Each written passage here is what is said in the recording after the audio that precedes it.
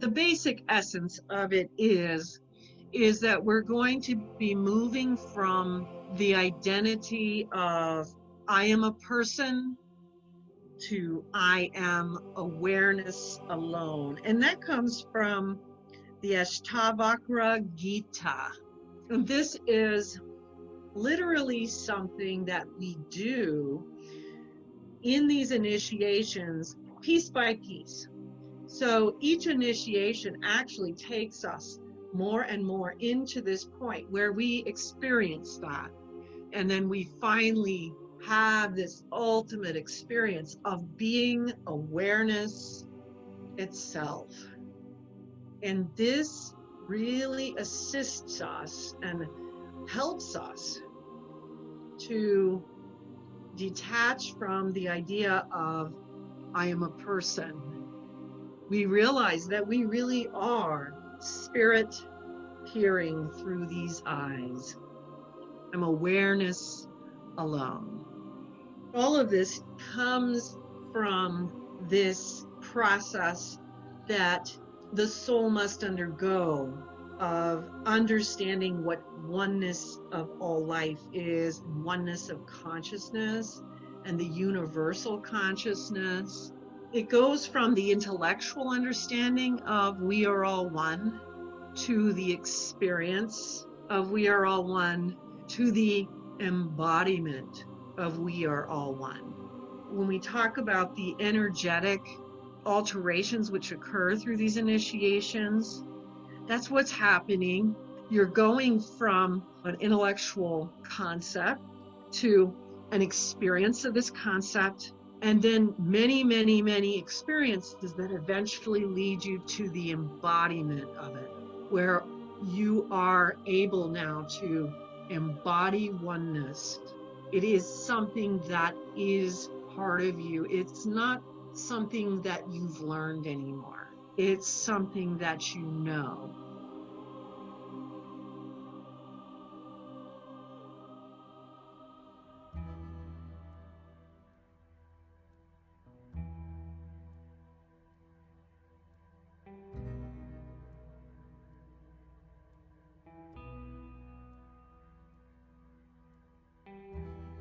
One of the things that also happens in out-of-body travel, but also in the initiations, is sometimes you will go into these realms. Some people go in and they'll experience another lifetime and they'll be gone for 2 or 3 weeks, but then they will return in that same night. But they feel like they've been gone for 2 or 3 weeks in another life, so it's disconcerting. But in the mysteries as well, it can seem like you've been working on something for several days, several weeks. And sometimes there are things where you feel like it's been a few months and you come back to the same spot that night. So you can have things that occurred in 5 to 8 hours, so to speak, but might have seemed like a week or two. Now, the House of the Mysteries, I would say, probably seemed like a 2 or 3 day event. It's hard to remember exactly, but a lot of them will have a little bit of a time warp experience to them because you will be gone longer than what you actually are, at least according as we see time.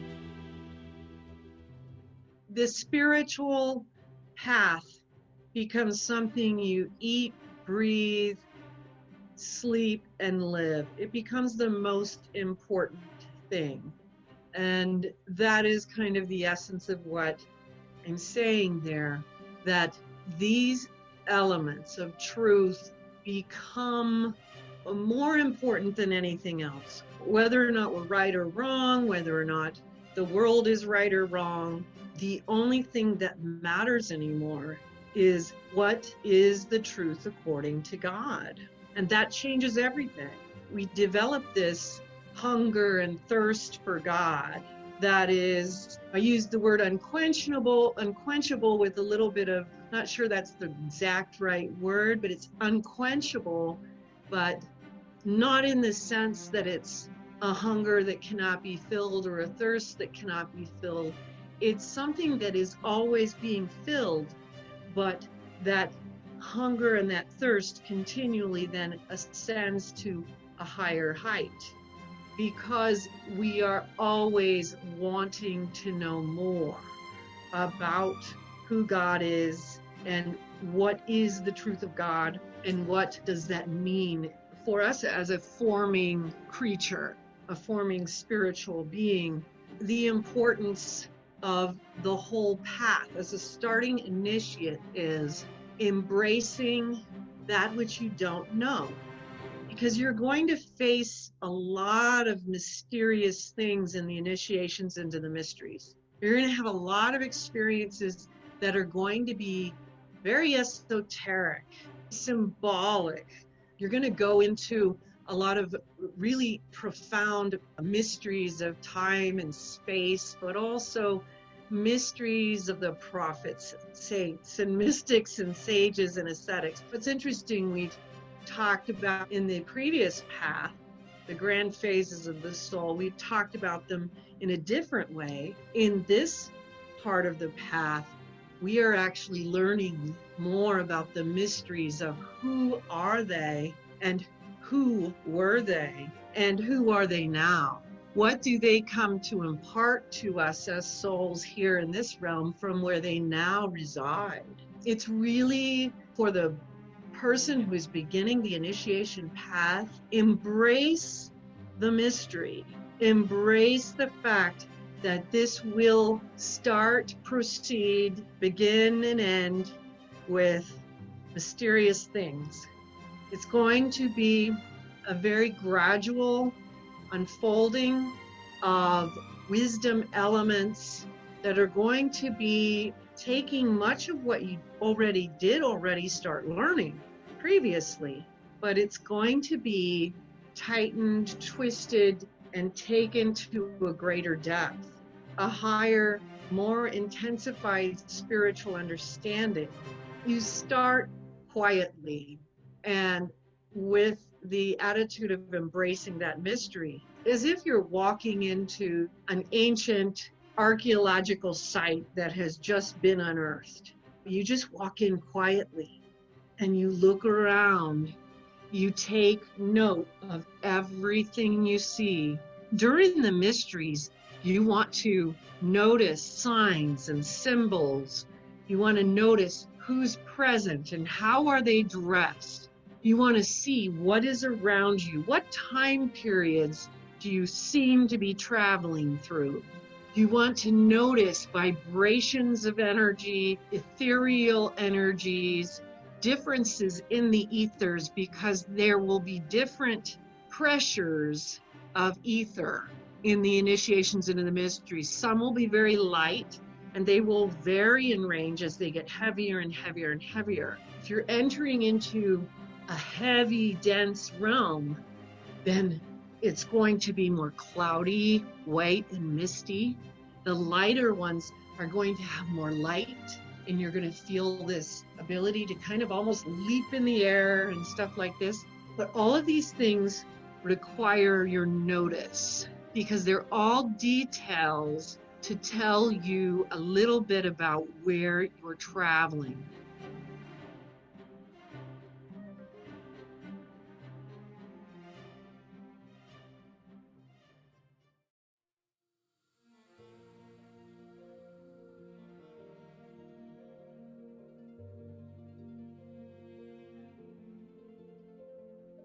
A lot of times we individually think, oh, that sounds so cool, I want to do that.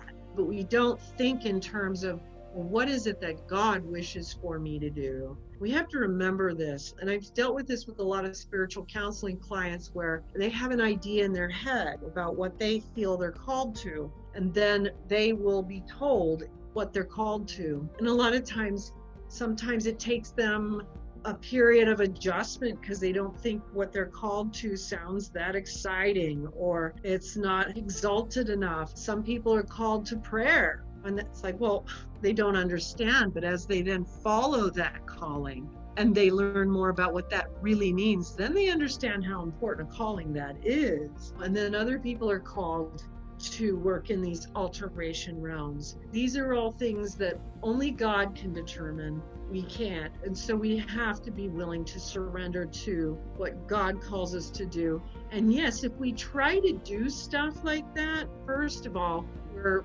entering on the area of violating eternal law if we try to push our own will on God. But we are also placing ourselves in jeopardy because of the fact that we can only do these things because we are trained mystically and because we have a certain protection given by the Holy Spirit because we are called to do it.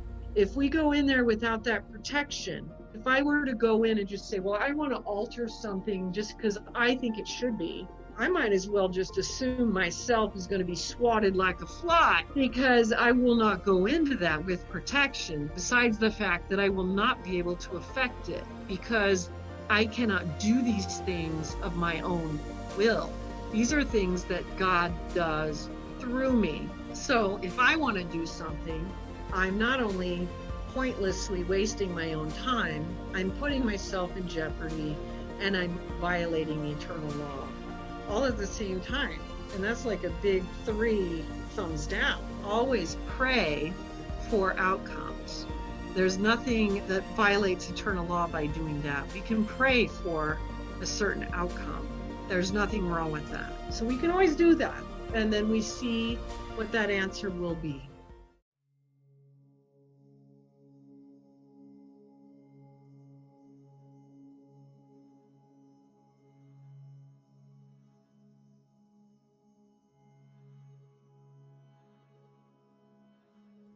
We don't know what circumstances we will be born into next. Even when we plan out our incarnations, there are circumstances that cannot be predicted that can completely alter what we will become aware of and when or if. And so we can literally start going backwards in a subsequent lifetime, and then we have truly wasted this opportunity and this auspicious birth to do so now. It's so important that people recognize. This is one of the things I tell people from the very beginning of my path. I would have messages. They were always telling me from the angelic kingdom, don't waste your time, don't waste your time. But I understand it more now because it seems like I blinked my eyes and now I'm older. So we do realize that time does fly by in this physical incarnation, and we really don't have the amount of time that we think we have, but we don't realize how much time we waste on things that do not benefit our soul or benefit the actual purpose of our sojourn here. And we have to remember there's a reason why we came here. We came here to accomplish some things. And there are some similarities, as we talked about in the grand phases of the soul, as to the things that we are all following similarly, but there are also some differences. These differences are pointed out to us and shown to us, as well as even more similarities in the initiations into the mysteries, which help us to really embody these higher thrusts of energy and not waste time, precious time on earth. God gives us what we can handle even in the spiritual journey while still being able to fulfill the duties that he gives us on this earth. A lot of people say, well, I have all these kids and I have this and I have that. And it's like, well, those are number one priorities. You always put those things as the high priority, number one priorities. Yes, you are a parent, and whatever your vocation in life, you have to nurture and fulfill that. And then you find how your spiritual journey fits in with those things. And that's so important because it's not realistic for us to expect that everybody could just be out of body traveling all the time. I may be able to do it more because God made that possible because of what he wanted me to do. But there are too many very important things that people are doing that are necessary for our world and our societies to flourish.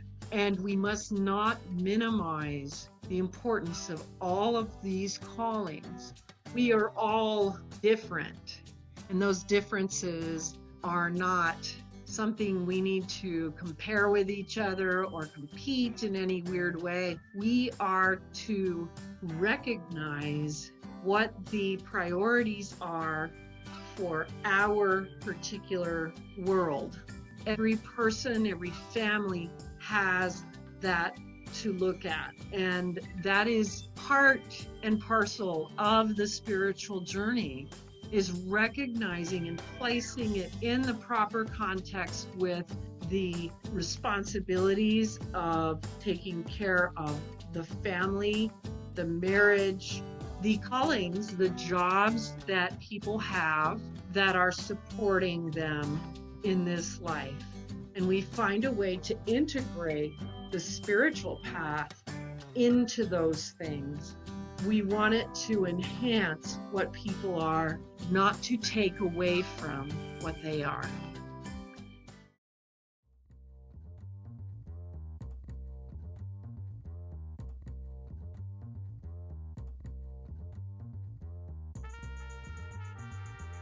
In the ancient mystery schools, the mystery rites and rituals, that some of which are still practiced today, were actually modeled on things that happened in the spiritual or in a vision that one of the seers had. And in the initiations into the mysteries, you have different types of visions that are taking you through trials.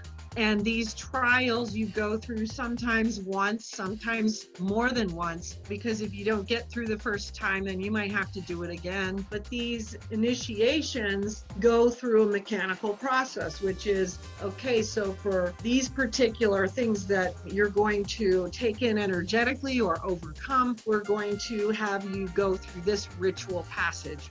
That happens through kind of a prescribed method. Everyone's experiences can be slightly different. They can be sometimes dramatically different, but this gives people an idea of how they will manifest. The mechanical part of it is the way that it will play out in the ethereal worlds in order to bring the soul through that initiation and pass through that gate. Because you have to pass through each gate fully before you move on to the next. That's one of the different things about the initiations. There are requirements in order to complete those tasks. So you have to complete those requirements. If you don't, you have to kind of go through it in a slightly altered way again. Some people may not require to know as much about evil and darkness as others. And so they may not be taken into the mysteries of that as much during their initiations. A lot will depend upon what their particular calling might be. And so that's important to understand too. And part of the humility that we must always generate as well is recognizing God has given each of us this portion that we are to fulfill, and everyone else has their portion to fulfill, and we always want to honor that. We want to honor those portions that we are all fulfilling because we all serve together, and it's important that all of these portions work together. There can be a tendency sometimes where we cannot recognize that sometimes it's not necessary. Some souls work only in light. Some souls work primarily in the spiritual warfare. Some souls work in both. Some souls work primarily in purgatorial stuff. Some souls work primarily in afterlife crossings. And there's a lot more different ways that we all serve. So we have to honor all of it and remember to allow God to determine what each of us needs to be initiated in, because it will be personalized. It'll be different for each one of us based on our individual callings. Some of us are going to be called to things on the ground. So I've been called to a lot of things in the mystical, but God also asks me to write my stuff down. So you may have a very different experience of the spiritual journey. It may be not as in depth because of the fact that your presence on the ground is required. Some people who are called in other ways, police officers who are needed to actually provide spiritual warfare on the ground, they may actually be much more focused on that grounded spiritual warfare. That's necessary. Same with the military. We see that also with healthcare workers. So we have different forms of warfare.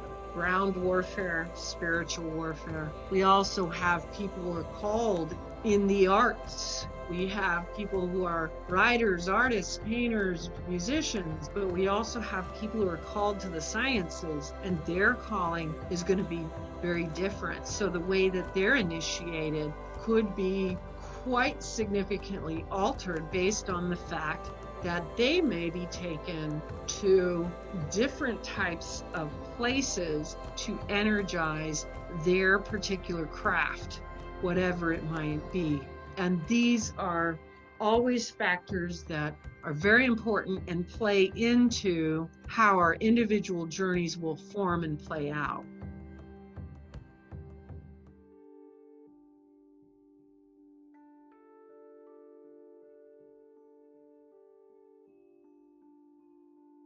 This has a couple of different aspects to it. It has to do with your past lives, your future lives, but what people might not be thinking of is the sacred hoop, which is a Native American thing, which is the coming together of the sacred hoop, which is the beginning of your life when you're a baby to the time of your older self before your death. I've had several experiences related to this even since I went through the initiations like decades ago, where it was important that the current me contact the older me.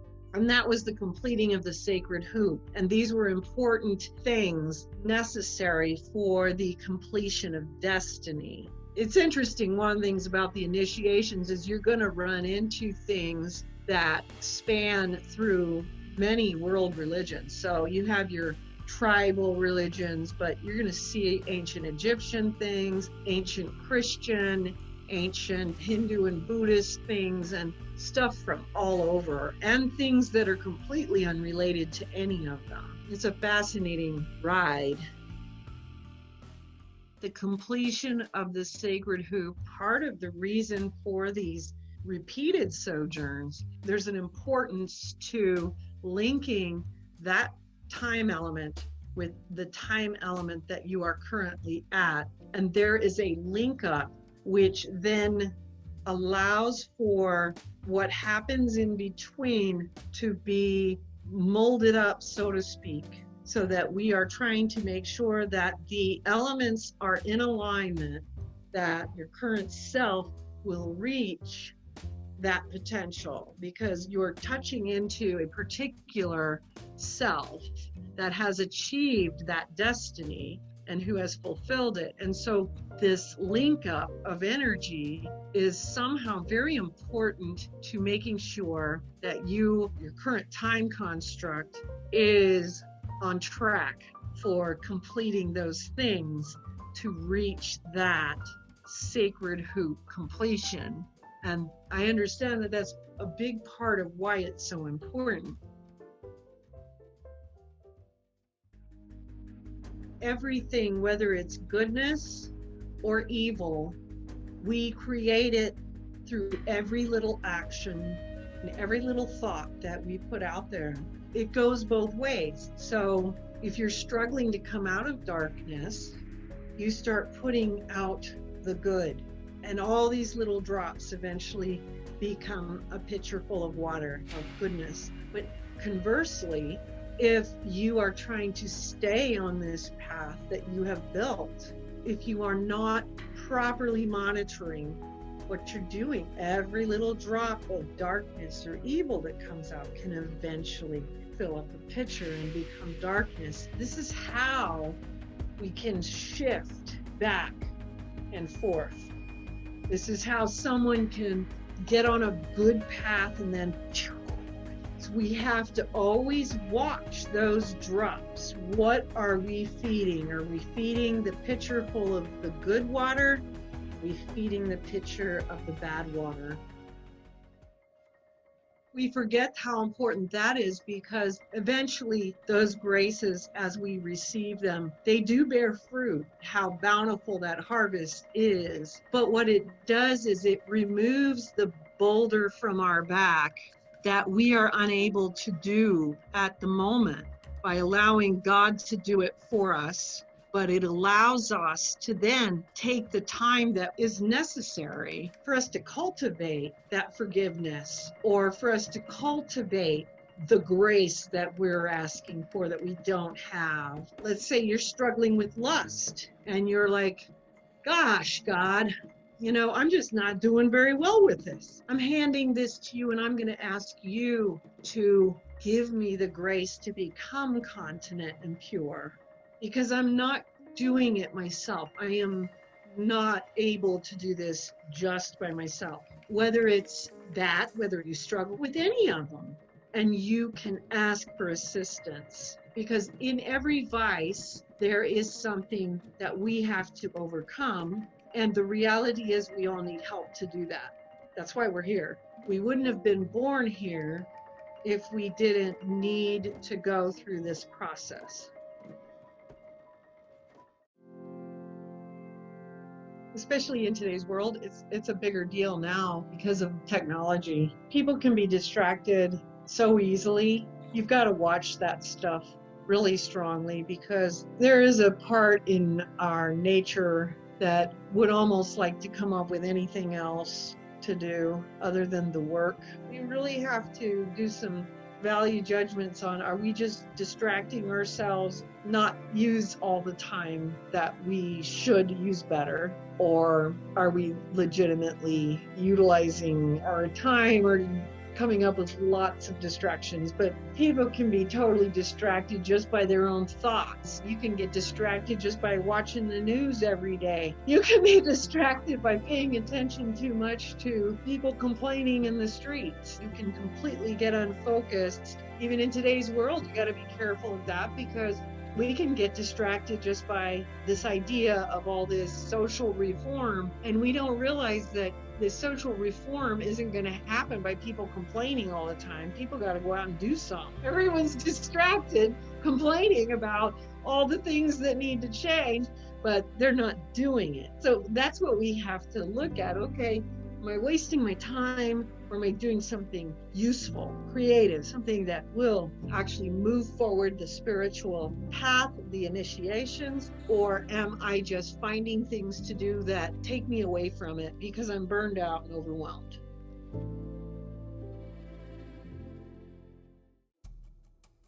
Definitely the intensity of our intention and our desire to find the truth and seek the truth absolutely helps.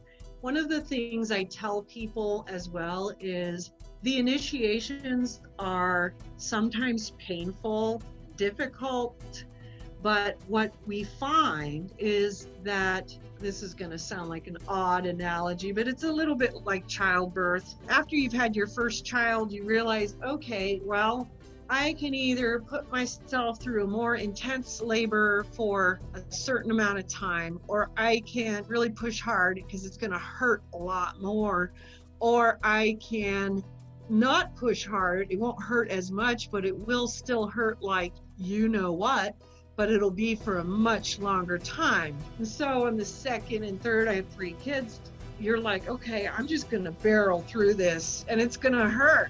really bad, but I'm going to barrel through it. So with the initiations, it's a similar mindset. It's like, this is going to be hard. This is going to be difficult. I don't want to face this stuff, but I have to anyway. So I'm going to barrel through it.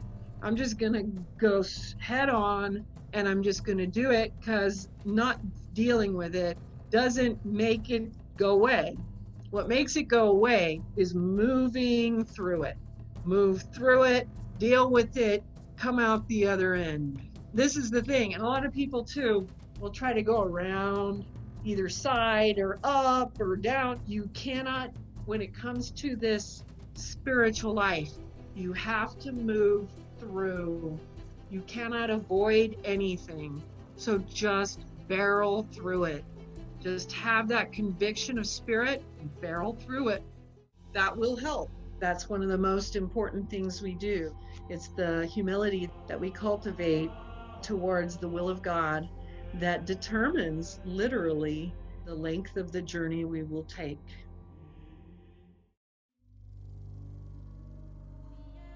Shortly after the soul has united all of the past life elements into the one receptacle, and then there will be this balancing of the masculine and the feminine energies, which is really important, because this is a period where we are bringing together, because what we don't understand about masculine and feminine energies are that they contain within them the aspects of creativity, logic, and different forms of the balance that we achieve. So when we bring those two together within our soul, we are creating a balance which makes possible this ignition of the eternal flame. And the eternal flame is something that has to happen before the ascension process. Those rituals can happen.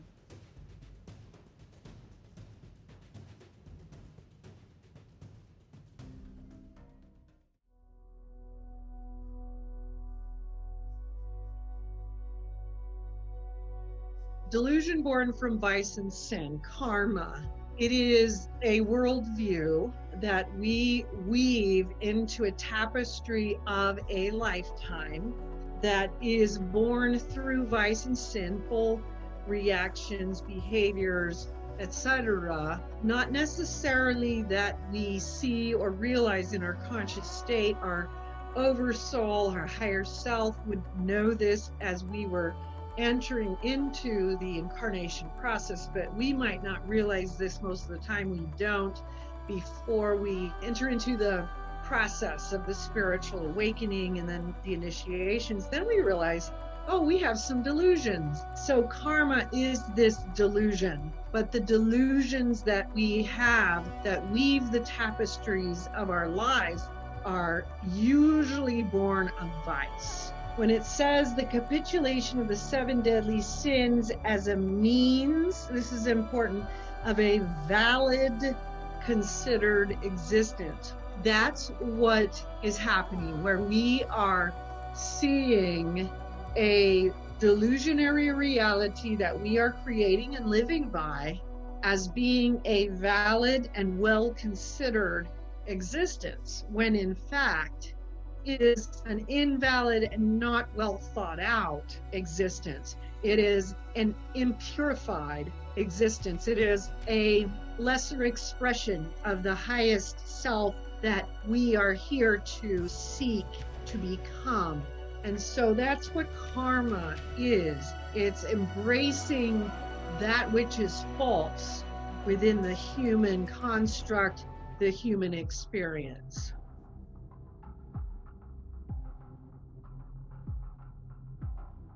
That's something that we actually learn to do in the alteration period as well, in terms of creating cycles of time and putting an endpoint to cycles of time.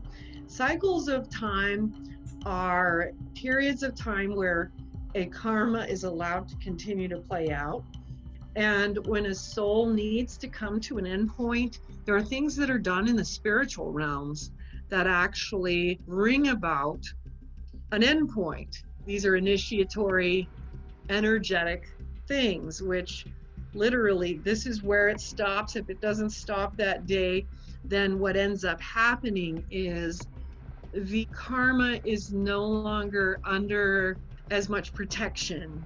So if the person is not getting it, then they're going to experience some more of the consequences of their error, so that they will hopefully then begin to see it. But the purpose of these endpoints is to actually help souls to stop the endless circling, because that's how it's kind of referred to in the mystical spheres, karmic circling, the endless circling of souls. They also speak of that with the chaos realms in the hell realms, the endless circling of the souls in the chaos realms. You want to create endpoints where they have to energetically, there's a big cutoff, and a lot of times it will stop that momentum for that soul. But if a soul is still unreceptive, then they become more susceptible to the natural consequences of their acts if they haven't already experienced them.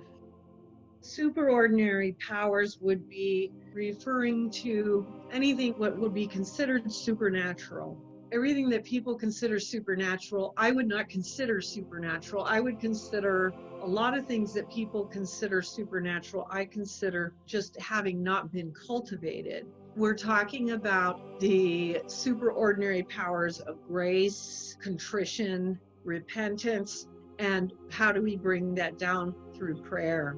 So we want to start with strong prayer life, to ask for the graces that we need, because this is what superordinary things are. That's what it is. It really refers to grace.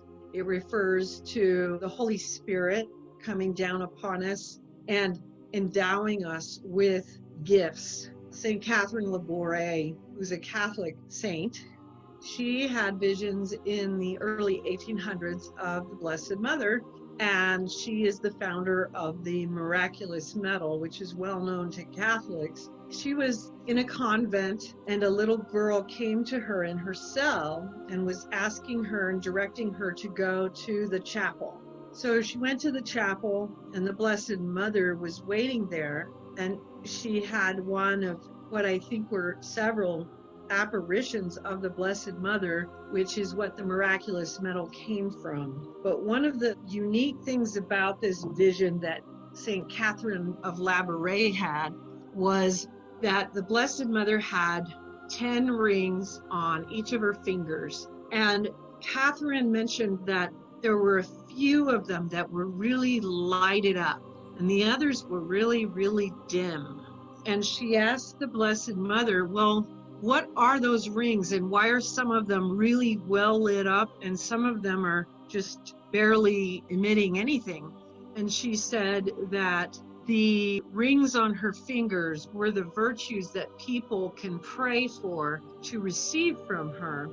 And the ones that were really well lit up, which were like 2 or 3 of them, were the graces that people asked to receive from her regularly. And all the rest of them that were dim were the ones that people often forgot or neglected to ask for in prayer. So one of the prayer practices I've taken up includes asking the Blessed Mother to bestow upon me all the graces that she has to offer within those rings, including the ones I don't know what they are. And this is how we make possible for ourselves to receive the superordinary powers, because that's what grace is. But we want to ask for those graces. There's a reason why Christ said, ask and you shall receive. It's because we do need to ask. We need to ask for those things. And we want to ask for the graces, because those graces are what provides us with the abilities that we require in order to undergo the initiations. We receive of energies from different planets in our system, as well as different planets in other systems, and also stars and other galactic matter, because there are certain universal objects that contain certain types of energies that we require to move through these initiations to a higher thrust. So for instance, Saturn's rings. For some reason, it's really important that you go through the initiation into Saturn's rings. There's something energetically really important about that. Jupiter, you go to Jupiter as well, but it's a completely different energy. Then there are other things like the stars, completely different energy. There are entries into the corridors of the sun, which has a specific immortal task to it. So there's a lot of these corridors into the sun, really cool. But there are certain energetic vibrations that you're taking on in these sojourns into these different corridors into the sun. But we're literally taking on galactic and celestial energies that we need for our own transformation as a soul. It brings that vibration to us. Some of the things relating to White Buffalo Calf Woman, to the realm of the golden angels in the 23rd dimension. This is also where you are in the experience that I had. It had to do with the translation of the Book of the Eights. The Book of the Eights was something I received in the earlier initiations into the mysteries, which is the Book of the Immortals, the Book of Life. Once your name is inscribed into the Book of the Eights, then you have to translate it. And there's this translation process which involves a whole nother series of ritual passages into understanding, what does this mean? This is where we are becoming more of an awareness rather than a person, where we are able to hold a single pointed awareness. It's kind of a Buddhist concept. We're becoming capable of holding single pointed awareness regardless of what is happening around us. We go through various initiations in the mystical to achieve it and to cultivate it further. I had visited the island of the demons, and these are the demons of the common man. And he had invited the demons of the common men to join us in our little rowboat off the island. And I'm like, why are you doing that? I don't want them to come. But this was a monk who was quite imperturbable. They all climbed into the rowboat, and he was completely mindful and unperturbed by their presence. The demon of rage is doing its flailings. You've got the demon of lust over here trying to make sexual advances towards the monk, and he remains unmoved. I'm just watching him and seeing that what he was showing me was that you can choose to respond differently to these different aspects of creation. Rather than by being afraid of them, you can see them as the natural occurrences in the human field that they are. So this monk was perfectly capable of containing himself in his state of imperturbability and total calm, even with carrying the boatload of the demons of the common man. So he's showing me and demonstrating to me how it's done, energetically how it's done. He had no fear of them. He was able to recognize them as the natural consequences of fetters and cravings and karma. And there was no judgment either, because these were just what they were. So it was a very educational moment for me, which allowed me to continue through some other initiations to learn also to become more imperturbable in that way. You are more now becoming awareness rather than a person. When you're called into the realms of alteration, we're always called in some way to give back to creation what creation gives to us. My case was the alterations, and then eventually working with afterlife journeys of souls, and also souls in the purgatories and the hells. When you have a calling, especially in these regions, you do have to learn to not only understand the nature of the realms and why these births occur. Why do these births of these types of cravings, fetters, and vices occur in these lower realms, how can we assist them, but also how can we walk among them peacefully in a way where we can actually affect some good, but also be safe in doing so. So there's a whole bunch of things that happen through the initiations to make that possible so that we can learn to do all those things. But a big part of it begins with being able to recognize different levels of evolution as different levels of evolution and not judging that, but wishing to serve it wherever we may be asked to serve it, whether it's in hell, purgatory, on earth, or in heaven. We can be called in any of those places at any time, and we wish to be prepared to be of service and prepared to give that service to the best of our ability. There are many of those, many of those that take you through different things. Some take you through time.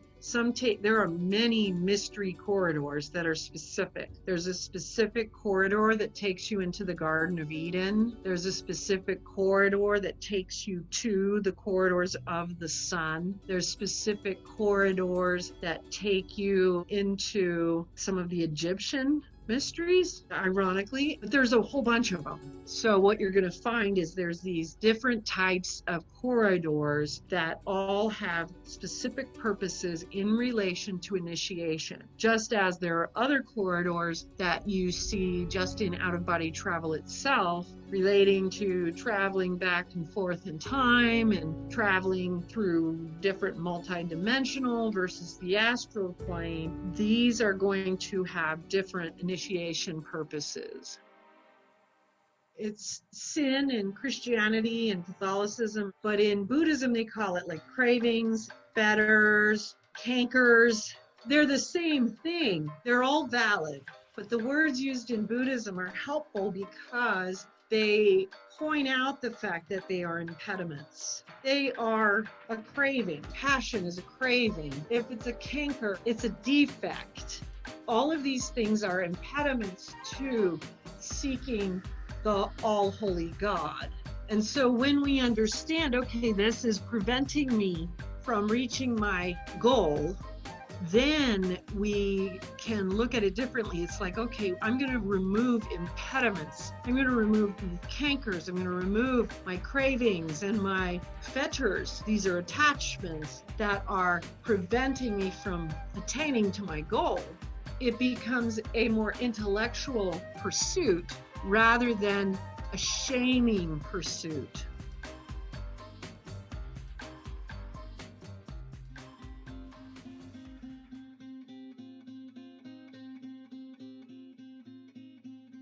Is this serving me or is this not serving me? That can be, believe it or not, that can be a true impediment.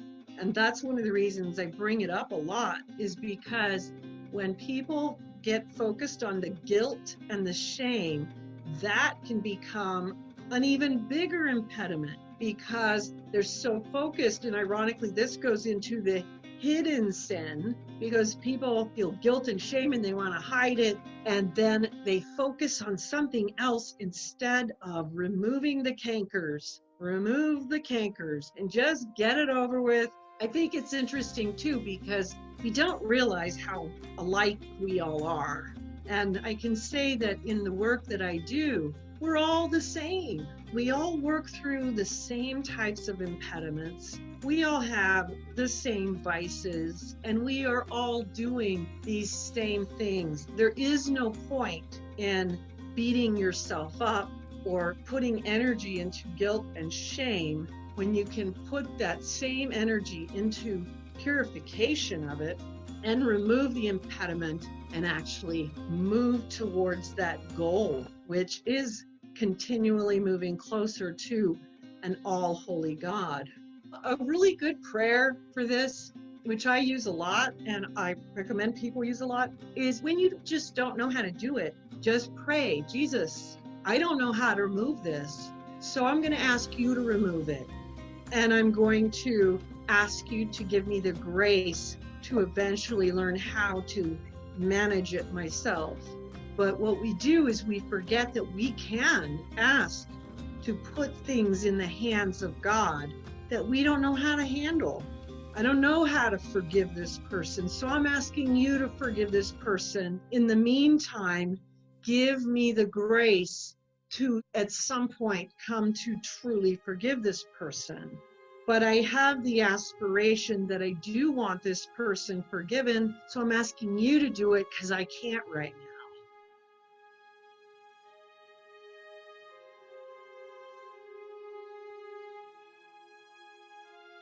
The transformation of it starts with the identification. And so that's where we want to begin. We want to identify it. And then you have to do the same process that you do in the purification path, the virtues and the vices. This can be a little more tricky because you are dealing with social norms too. You're looking at, okay, well, this is the way people have always done it. This is the way it's always been done. It's always been accepted this way. So then you have to take it further and actually look at it and see whether or not it is in conformity with moral law, with virtue, or if it is actually encouraging something that is out of alignment with that. And then all of a sudden you're like, oh, okay, maybe this is an original sin of my society, my country, or my world, or my family. We all have these things in all of these different ways based on where we were born, families we're in, and what cultures we originate in, and the faiths that we're raised in. All of these things play a role in those original sins. And so then we have to do the work of recognizing what would be the opposing virtue that would actually be appropriate. And that's where the discipline comes in, where you're going to begin to start replacing those behaviors. And you do it one at a time. And you're going to fail because it is habitual. So you're going to make mistakes, but you're going to get back up again and you're going to keep trying. And that's the discipline of keep doing it, even though it takes a while and you're going to fall. You're not going to be perfect at it. And it's going to feel wrong as well, because that's one of the things about original sin is it's very habitual stuff that comes from a lot of well-rooted things within us, whether it's customs, traditions, or beliefs.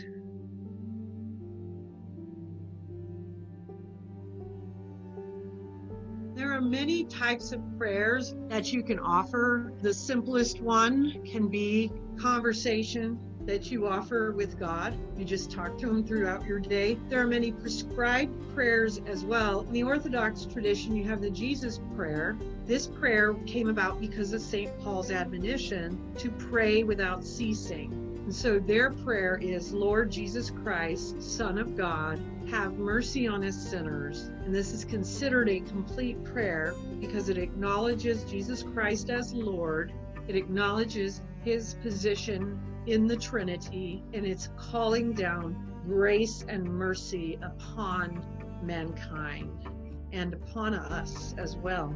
For myself, I will use that prayer often. I'm doing menial tasks or whatever where I don't have to be thinking. I can pray while I'm cleaning the house. There are a lot of other prayers that are like this. You can pray the Chaplet of the Divine Mercy, the Holy Rosary, and there are prayers like this in other traditions. In Buddhism, you have the Om Mani Padme Hum. You have the Gayatri Mantra in Hinduism. All religions have these types of prescribed prayers so that you can have this continuous interplay with God. This is a very important part of, there's a circular energy flow from heaven to earth. And this is a big part of how we maintain our flow within that and keep our communication within that. Our own previous lives, all life, again, not just all human life, but then we are bringing in interstellar life. We're bringing in all life on all planets. We're bringing in all life, which means not just human life, the life of the plants, the trees, the animals. So all life. And so this is coming together. You go through initiations where you are able to experience not just these other lifetimes of your own and bringing in the knowledge of lifetimes that come from the human family. You bring in other strains which come from extraterrestrial sources. You will become the leaf on a tree. You will become a blade of grass. You will travel through rainwater. You will experience consciousness in a rock. You will experience what it means to be the eyes that peer through all forms that exist on earth, and then all forms that exist in all worlds. And this is what that is all about, that particular initiation.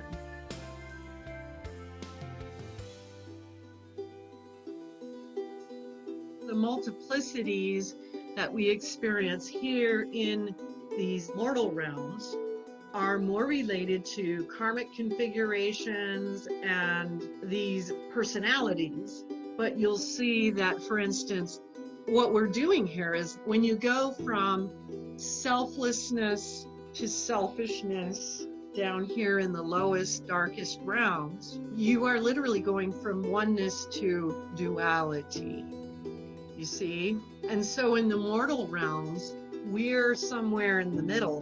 And so the multiplicities that we deal with are personality related, karmic related, relationship related. As you move further closer to these darker realities, they become more and more selfish, more and more destructive, more and more about I am the only thing that matters. And so it is part of this evolutionary spectrum. So if you look at this going through the universal sphere of realms, which I've talked about before, starts with realms 1 and 2.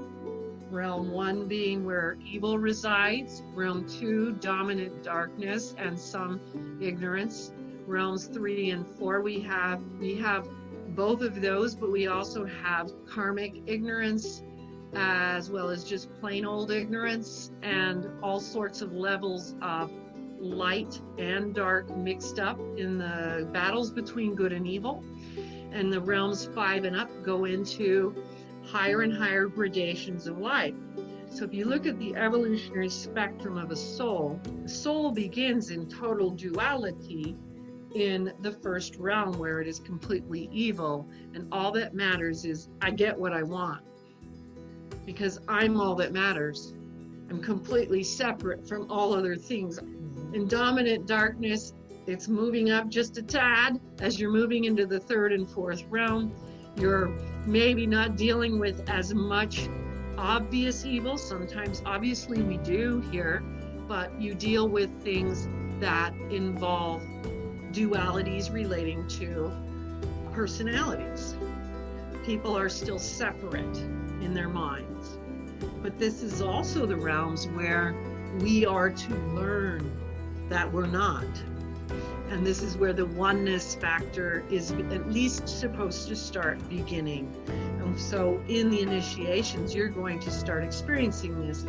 In near-death experiences, most people have heard how many people will touch into that unconditional love of God, and they will feel that universal being, that connectedness of all life, that oneness. So that's where someone has that experience of oneness. And they're like, wow, that really happens. That really is true. But in order to embody it, you have to take it further through the initiations, where these energetic thrusts are brought in through the soul and you eventually embody it. It becomes how you operate naturally in the realm. Obviously, as you continue into the light realms, that oneness is a natural part of that construct that you will have as you go into those higher spheres. A good example of a moderate manifestation of that would be Einstein, because Einstein was brilliant, intellectually brilliant, a thinker and a dreamer, and aware of this spiritual thrust. And so there was this, and I don't know enough about his personal life to say anything about that, but there was a balance in the intellectual part of his pursuit with an awareness of this spiritual aspect that he was very humble about and never denied in his scientific studies. It was a part of it. That would be what would be a moderate good, where you might see, like even with some scientists, where it's all got to be on the ground, and therefore they throw out anything that might be incoming from the spirit world, which is unfortunate because everything comes in from the spiritual worlds. So all new discoveries will be coming in from the spiritual world. So it's very unfortunate if we go that way, because those new discoveries will come through that way.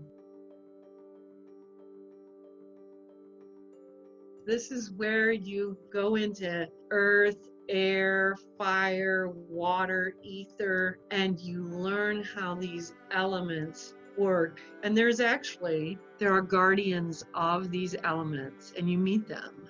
And they teach you about the elements and how creation comes through these elements. Really, really fascinating adventure, because you are learning how you go from the basic construct of a human being. You end up with a flying eagle, and then the final thing is a star. And so they're showing this morphology of the soul as the particulates evolve and transcend higher into the ether. And these are the stages that we're following. In fact, I believe there was one stage after the eagle that was the white-winged horse. So we become the Pegasus, and then we seek to become a star itself.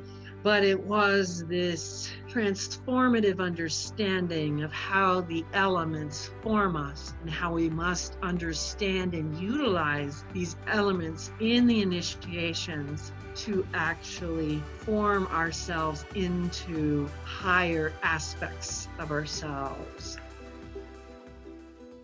There are a bunch of rituals around the receiving of the living water. I mentioned the living water before. It's the water that never empties. The golden angels reside there, and it's a special dimension for me. I'm sure that for a lot of souls, there are special initiatory realms that they have. For me, this realm is important because it's the realm of the golden angels, and it has significance to me personally. But the golden angels are these beautiful, transparent, iridescent gold beings. You see them and you're just speechless. They're just so beautiful, and their presence is literally, you don't say anything, you're just quiet. I remember speaking to a man who had a lengthy near-death experience. He was in a coma for, I think, 3 weeks. It was a long experience. But one of the things he spoke about was early on in the near-death experience, where all these eyes just started appearing all around him, like the all-seeing eye. Before he knew it, there were thousands of them. And this is what I'm referring to. That potential lies within each and every one of us. We just don't necessarily tap it. And by going into the initiations, we are tapping into unfulfilled potential.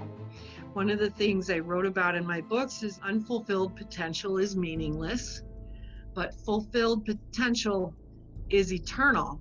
And this is that longing, that emptiness that we all feel as human souls, is that desire to reach that eternal. We all think we're reaching for something or another. We think it's this or we think it's that. We think it's finding our soulmate, finding the perfect job, making enough money or whatever. But what it really is, it comes down to knowing, loving, and serving God, and this understanding of harnessing what we have within us to do this. So it really is to bring about the fullest potential that we have on this earth, in the spiritual, in the beyond, in the eternal. You're becoming capable of accessing it so that for a moment you can embody it to a certain extent, so you can bring forward what you need to be able to understand to generate the compassion or generate what it is you need to understand. When I'm speaking of embodying compassion, I'm speaking more of really embodying the concept of compassion, becoming the energy of compassion, being able to have authentic compassion. The first Dalai Lama, he taught this as well. And then you also have people like Mother Teresa who taught this as well in different ways. The first Dalai Lama taught generating compassion by imagining and meditating on everyone being our filial person in our life. So our mother, father, sister, brother, child. So every person, even our biggest enemy, we imagine that they are someone beloved by us, and it helps us to slowly generate compassion. Mother Teresa did so in her own way, with humility in a different way. She saw Christ in every person that she served. So that was her way of generating compassion. That was her meditation. She saw Christ in every person in need. And so there are many different ways of doing this, but we want that energy, the particles, you want them to come within your soul and to actually activate your soul and become it. That's what I mean when I speak of the embodiment, that the particles come into you, the vibrations, the ethereal matter comes into you through these initiations, and your energy is inexorably changed by the initiation.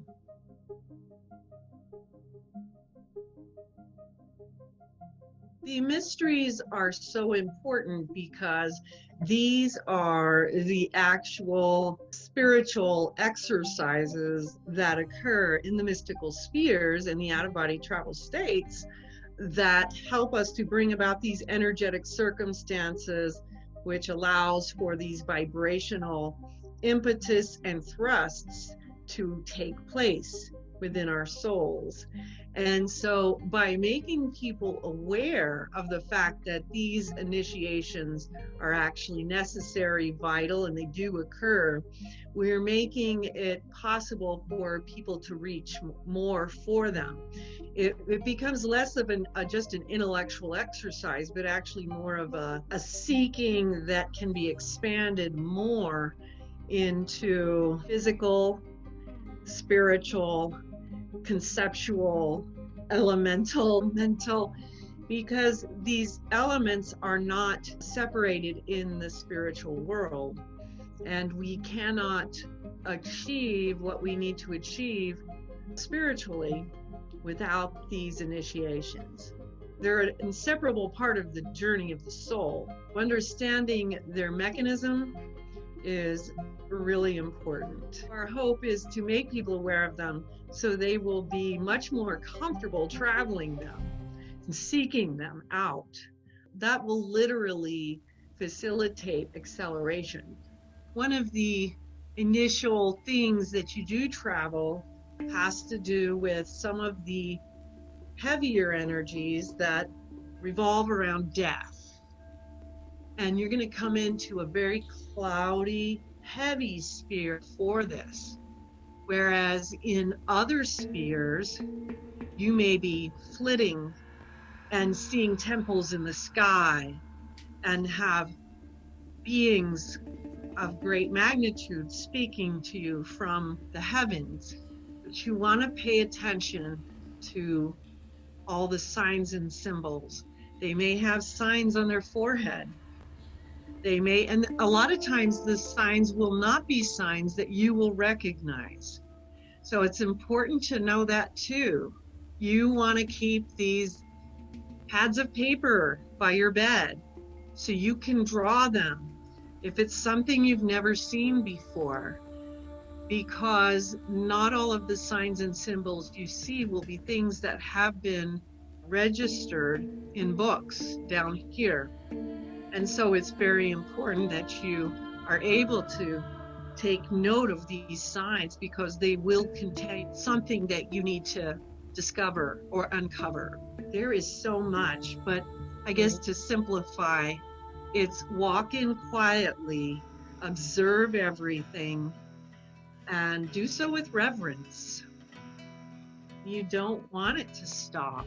That's the key, because if you allow it to stop at some point and say, okay, this is the apex, this is it, then you are no longer moving forward, you're no longer growing, and you will become stagnant. You will again begin to feel that longing that we naturally have within us, which God has placed within us so that we would seek Him. Acceleration of their soul evolution and their progress.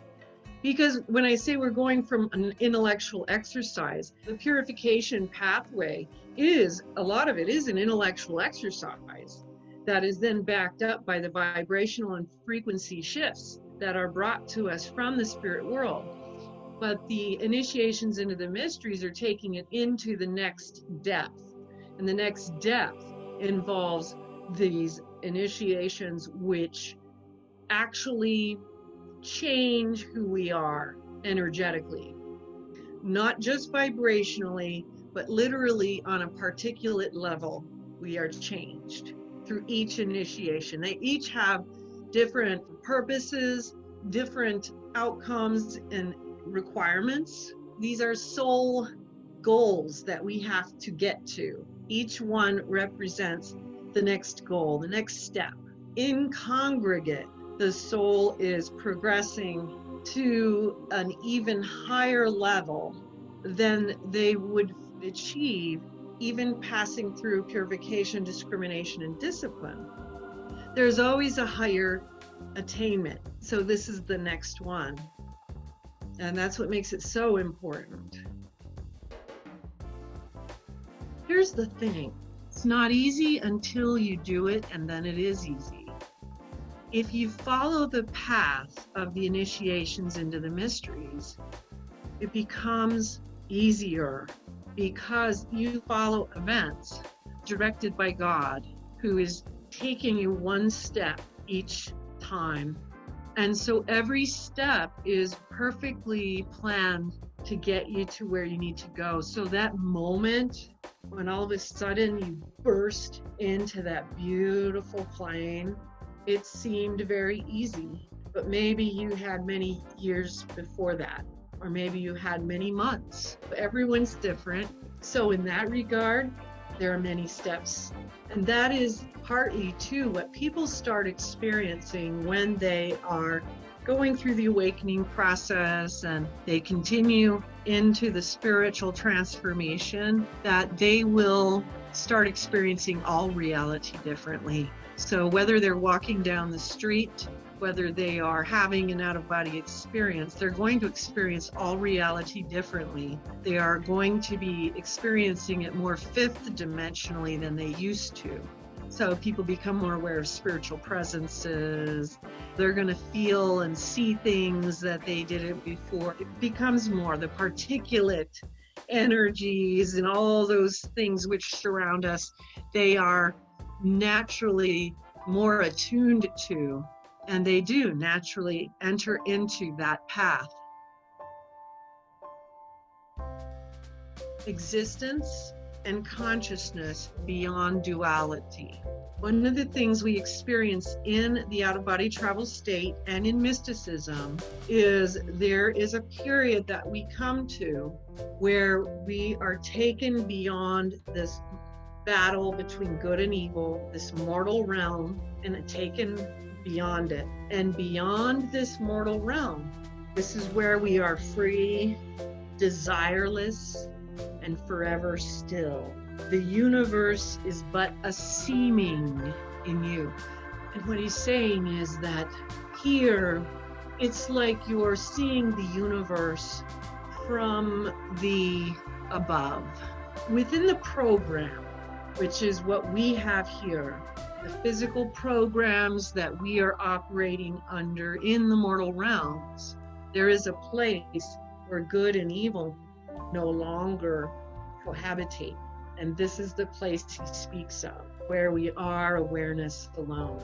And this meditation, why the Ashtavakra Gita is suggesting this meditation on this awareness alone, is because our ability to rise up out of the duality requires us to rise above. It's actually a realm. We have this zone, which is below duality, and above it here, we have the beyond. And down in this duality zone is where we are persons. But when we rise into here, the above area, which is beyond duality, we become awareness alone. And those dualities are no longer relevant. That doesn't change the fact that those dualities do exist still down there. But if we are residing, if our consciousness resides in this place up here, then we are not touching into those things anymore. And there is great transformation in this meditation, a great transformation into understanding unit of consciousness and understanding how we rise above the multiplicities and the personalities, the fragmentation into the one.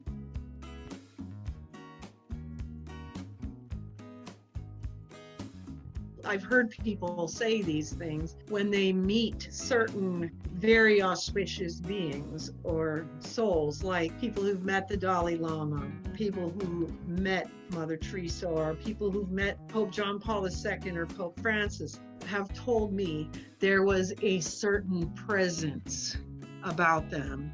You could feel it. And that's what we're talking about, that they embody what they are. It's not an intellectual exercise to them. It is what they have become. They have become that which they originally sought. We talked about this in the grand phases of the soul in the book, The Mysteries of the Redemption. You have to become that which you seek. And that is what we're talking about, becoming that which we seek. And these are the souls who have done this. They became it. And that's what we are attempting to do. We are seeking this out, but we are realizing that in the seeking, we actually have to become that which we seek. There isn't some other thing that is going to supply it for us. We have to become it. And you know, this is almost like that practice that people talk about, where you just do something over and over and over again until it feels natural to you. This is part of what we're doing in becoming that which we're seeking, because we are then drawing the energy of what that requires to us so that we can become it. But we start realizing that there isn't an external person or external object that will give that to us. It's something we must become. And that's part of what we missed originally.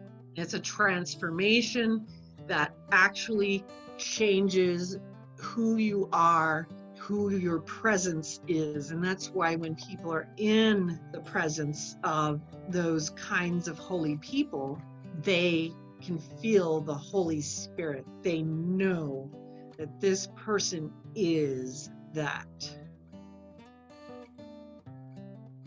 When we're working on purification from one-time construct, that purification process will impact other time frames. And yes, sometimes we will visit lifetimes in the future that we have already experienced. Doesn't necessarily mean that's the case, because we will have lifetimes that will occur sequentially in the future. Some of them may be in the past, some of them may be in the future on a timeline, but in terms of our evolutionary line, they may be in different spots. We don't always know that exactly. And we will never know exactly how everything is completely altered, but it is, because especially when we're talking about purification and then going through the initiations and altering everything, every level that we're bringing this fragment of our soul higher is lifting up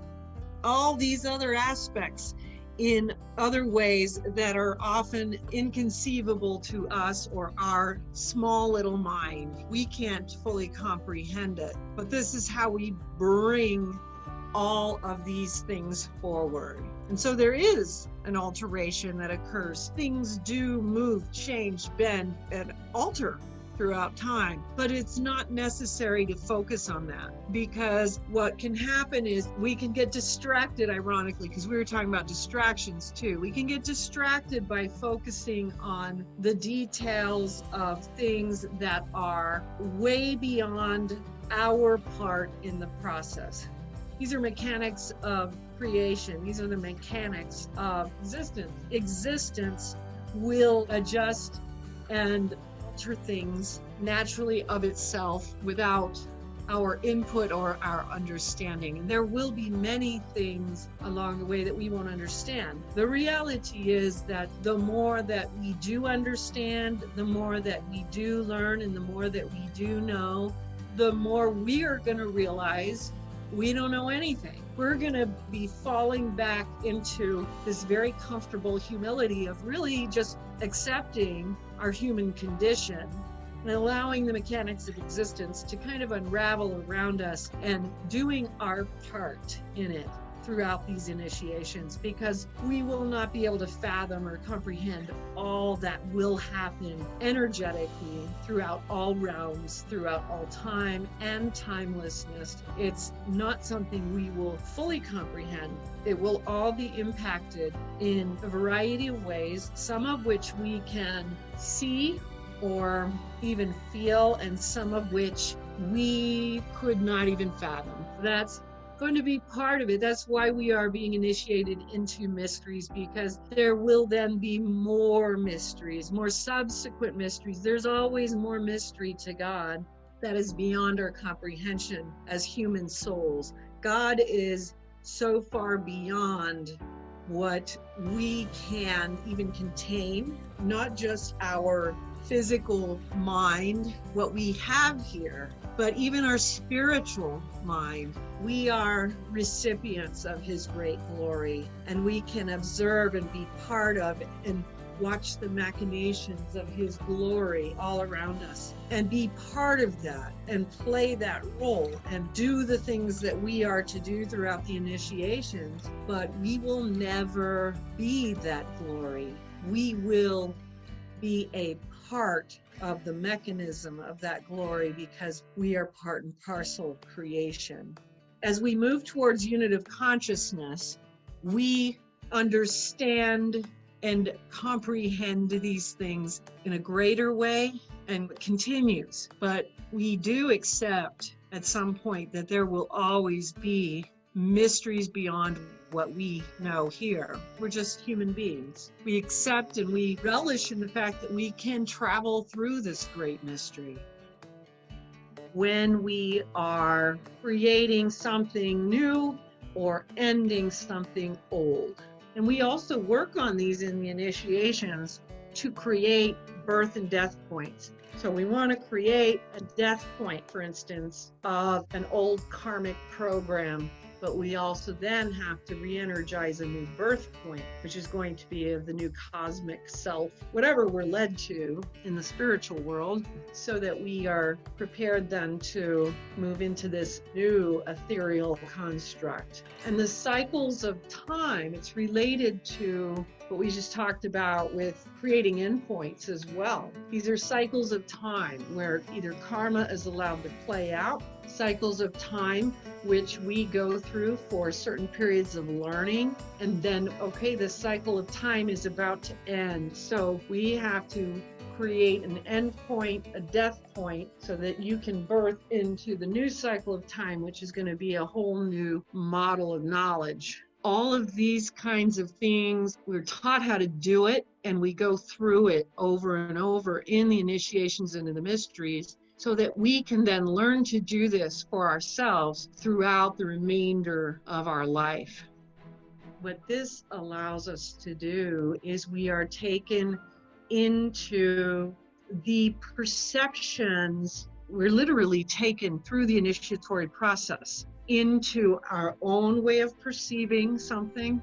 We are then taken into the perception of another, completely contradictory to our own, and then to another, to another, and to another. And what we are doing this for, because there's a reason for it. The reason for it is to understand that from their window of perception, their view makes sense. So we become much less judgmental about, how can you not see this? Well, I see how from their window of perception now, that is a reasonable conclusion. And I see from this window of perception, that's a reasonable conclusion. And it forces us to become more humble. It forces us to think more deeply and to actually exercise the faculty of the bringing in of the multiplicities, to utilize it in a way that requires more thought of us, requires us to think more deeply and to think in a way that is kinder to others. And things make more sense through this window of perception initiation, because we start seeing that the views of other people are not always totally illogical. Sometimes they are, but they're reasons for the windows of perception that we all hold. And this helps us to understand one another. One of the things we learn in the initiations is that it is not for us to be understood, it is for us to be understanding. And therefore, we stop seeking to be understood, and we actually begin practicing understanding. And the windows of perception initiation is one of the ways we learn to practice. I've seen a lot of people who are not consciously aware of stuff. I think our consciousness is also somewhat determined by what our current responsibilities might be in the physical waking world. And it's okay that that ebbs and flows. We all go through different phases of life. We have when our kids are small, when they're a little older, and then when they're grown. We have all kinds of different phases of how we live out our life.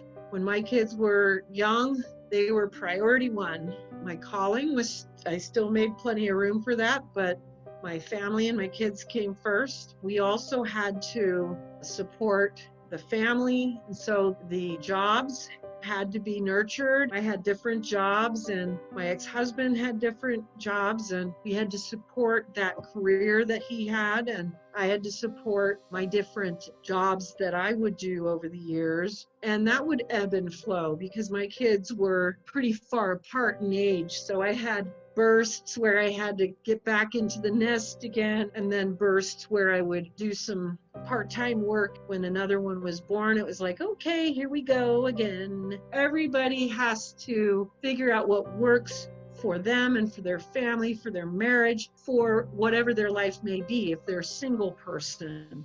And it's important that, because I hear from a lot of people, they feel like, oh, but you know, my job or my family, and they feel guilty about it. Like somehow their spiritual path should be number one. And they're not realizing that all these things are part of that spiritual path. These are all part of it. And there's nothing to feel badly about, that you can't eat, breathe, and sleep reading ancient sacred texts. That's okay that you can't. Nobody can. I don't even do that. And I probably could do that more than a lot of people, but I still couldn't do it all the time. But the thing is that it's just really important to honor your life. And there's your life and the way that you formulate it and You figure out what works for your family, your life, your calling is perfectly okay. And you will be able to weave your spiritual journey in to work with that. And that's how you figure it out. You don't try to beat yourself up because you can't not work, or because you've got kids to take care of, or your marriage needs time and effort. Those are all parts and parcels of your spiritual journey. Our life on earth is our spiritual journey. It's the embodiment of the spiritual journey. So we want to remember that. It's all part of it.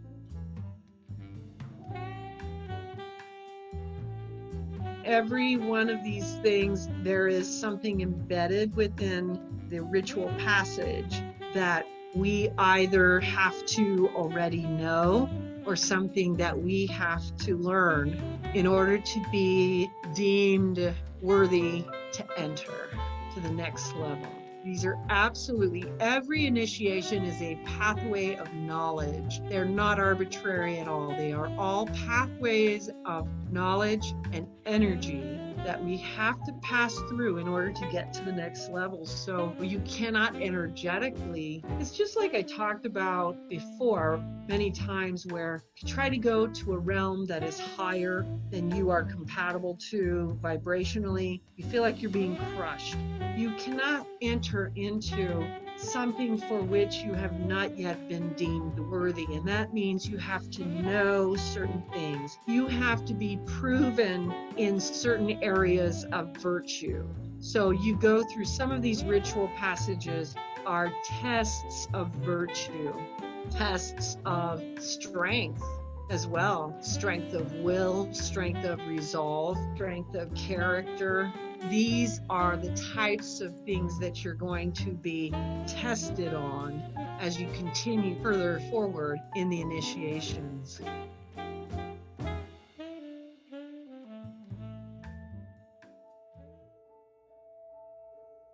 There's a lot of key rituals, but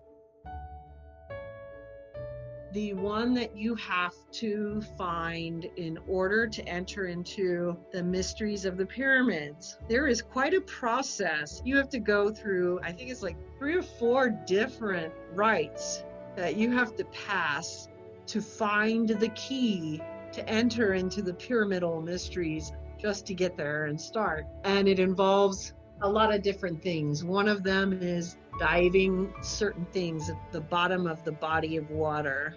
But these will be different for each person, and the key is not necessarily going to look like a key. It's going to look different for each person. It may not look like an actual key, but the key has to be earned in order to enter into the pyramidal mysteries. You go through one of the corridors, this stone entry in the sky that appears to you, and there's all of these little warnings outside about all who this or that do not enter here, all who this or that do not enter here. If you wish to enter the house of the mysteries, be careful. So there's these little stone steps, and you go up into the house of the mysteries, a corridor, the stone corridor, and you enter into this, and there's mysteries behind this house of mysteries. So I'm gonna leave this one because there are a lot behind that door, and it's different for each person depending on their faith of origin, the faith of their past life structure, because they're going to go in the religious history of their soul that are significant.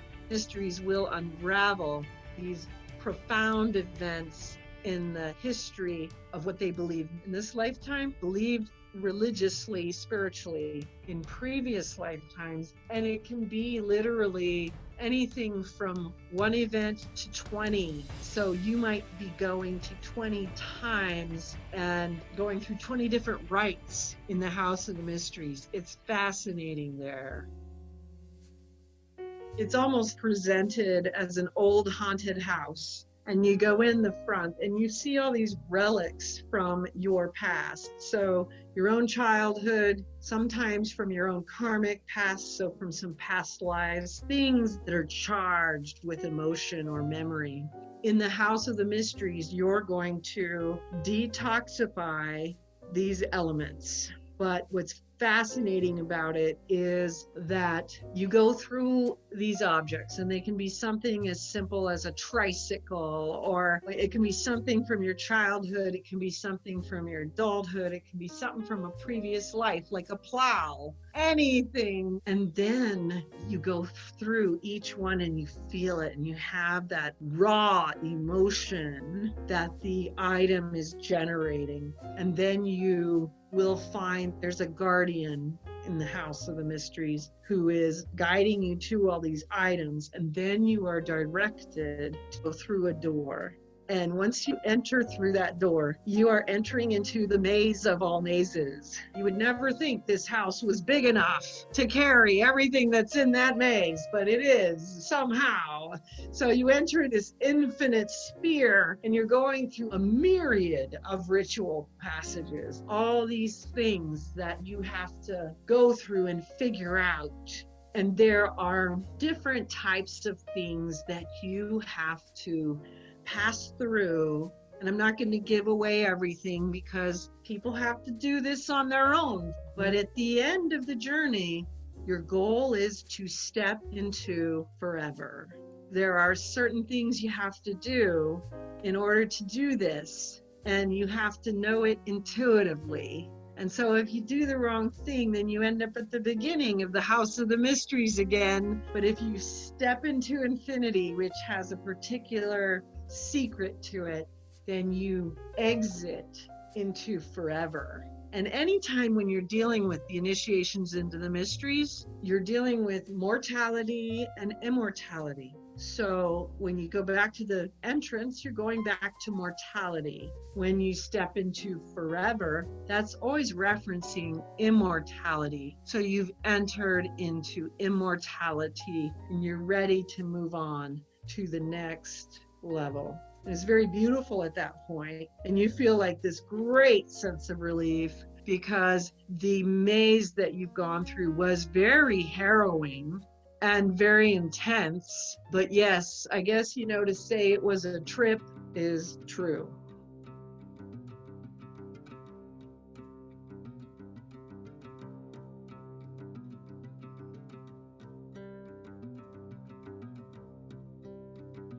Hidden sin is something that we refuse to confess to God. If you're a Catholic, you refuse to confess it through the sacrament of confession, but hidden sin is something that we intentionally refuse to confess to God, or we hide the truth in some way, shape, or form that is not of a good intent. Presumptuous sin is what comes when we presume different things. So presumption can be, I presume that, oh, God will forgive me no matter what I do, and therefore I do whatever I want, even though I know. So this would not be karmic ignorance. This would be, I'm doing it even though I know better.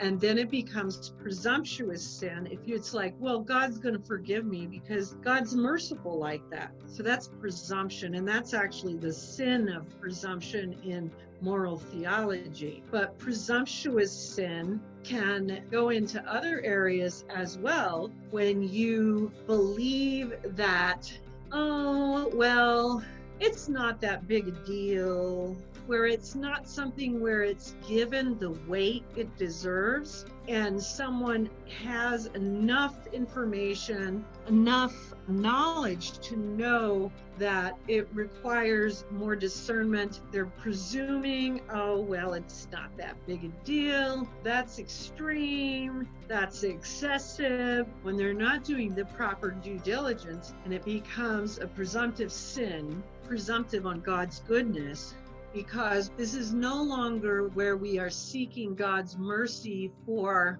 genuine ignorance, genuine mistakes, but rather mistakes which are made with knowledge and foreknowledge and intent. based on the presumption that we can do whatever we want and we have no consequence to it. That changes the nature, the energetic nature of that action, because it's not the same anymore. The intention is very different.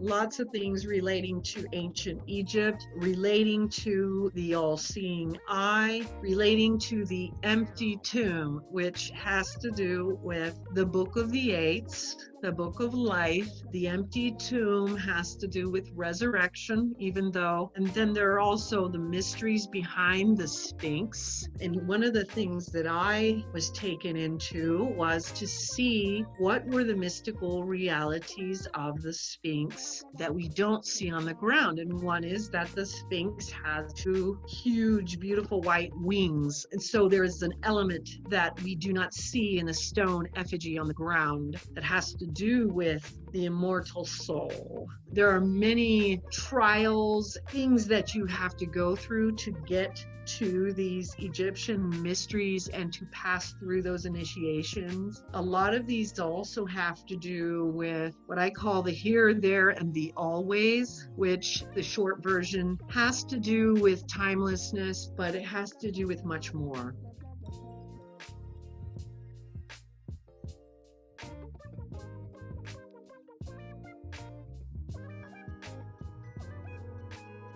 The beauty of that is when you receive the living water, you will literally be facing up, and the angels have a pitcher that never empties, and they just keep pouring the living water down your throat, and it never empties, and it's like living light. It's an unbelievable feeling because of the high-powered nature of that living water. The pitcher never empties. They just keep pouring it until they feel like, okay, she might be done.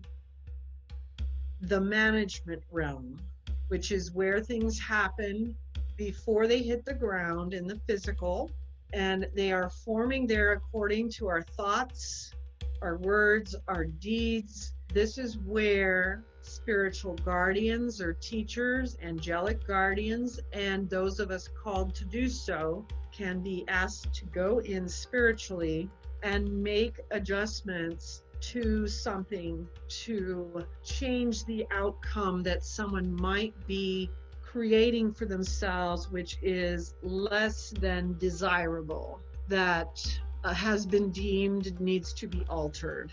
And so there is so much to be learned on this path. You begin with learning about the ball of light that you will carry in your palms of your hands, that you will use for alterations, but you continue through. In my case, I was transformed into one of the medicine women from throughout the ages, and I was given this beautiful opportunity to meet all the medicine women from throughout the ages. And then all of this beautiful tribal drumming and the native chanting going on as you're being taken into these alterations. But this is also where you are learning not just how to alter reality, but also how to begin to understand how we form our reality through not just karma, but our thoughts, words, deeds, and actions, but also from our past life karma, karmic influx, but also from ignorance, darkness, evil. So we're really learning now about those things, and that's a big part of it. So it's a very important part of the initiations. I had to go through a series of ritual initiations into going from, at the time, I was much more citified. I was living in a city at that time and had really been like separated from my natural roots. It was important that I return to being comfortable with the natural world. And then as that continued, I ended up becoming much more comfortable with the natural world, ended up living in the mountains for decades. This was important. And I think it has to do with, there's something energetic that is not good for mankind to be too separated from life as God created it, that there has to be a balance with us within the natural world. This was something that I had to go through. Chief Joseph was a big part of this, and he was actually pretty funny about it. He did a lot of really kind of hilarious things to kind of make fun of me, but this is something that people can actually kind of just take note of, that if this is something you see in your life, do things that you can to bring the natural world back into some kind of balance, whatever your living environment may be. Even if you are living in a city, you can find ways to do that by bringing in some potted plants or doing something that you do to whatever you feel energized. You'll be told personally what works, but you'll go through some initiations if you are not connecting properly, because this is part of connecting to all of creation, is returning to what is natural, because we are a natural being too, and we forget that. We forget it, and so we want to be in touch with those roots that hold us together within the web of all life. There's a value judgment that has to go into what things in your life need to be detached from. So like, if you're a news junkie, if you have the news on 24/7, that's probably something to take a look at. If you are addicted to serial shows or whatever, reality shows, it doesn't mean you have to give it up. It's a matter of finding the right balance and moderation. I have certain things that I just really like, and I have to find a balance, because otherwise I would just be like, find a reason to engage in the things I just want to play around with, and I never get anything done. We have to kind of be our own little monitors on all those things. The detachment that I'm speaking of in that chapter is we become very attached to the ground. We become attached in an unhealthy way to things or relationships or whatever it might be. When we go from this whole thing of being a person to an awareness, this is where detachment really means something. It's because in detachment, we're able to sit in awareness, because our personality is not projecting out all of these threads of what I think, what I feel, and all this kind of stuff. You're able to actually be kind of more separated, and you're actually able to hear more of what other people are thinking and feeling. But the detachment is a spiritual detachment that the initiations take you through, and you develop it. It's an energetic thing where it's not the unhealthy detachment that we don't want. We don't want people to detach from their families or detach from their kids or detach. We want people to understand detachment as being no longer as attached to the things of the world, attached to the things that are impermanent. We become more interested in that which is immortal rather than that which is mortal, the things that pass away.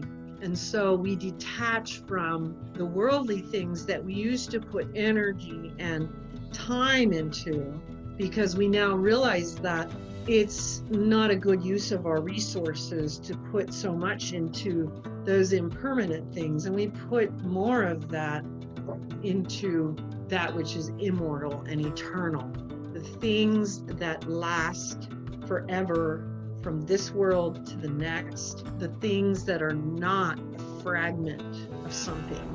The Dalai Lama talks about this a lot. It's taught a lot in Buddhism, so those who are listening who are followers of Buddhism will understand what is meant by this, but it's detachment from worldly desires. That's a Christian concept too. I think they just use a slightly different turn of phrase.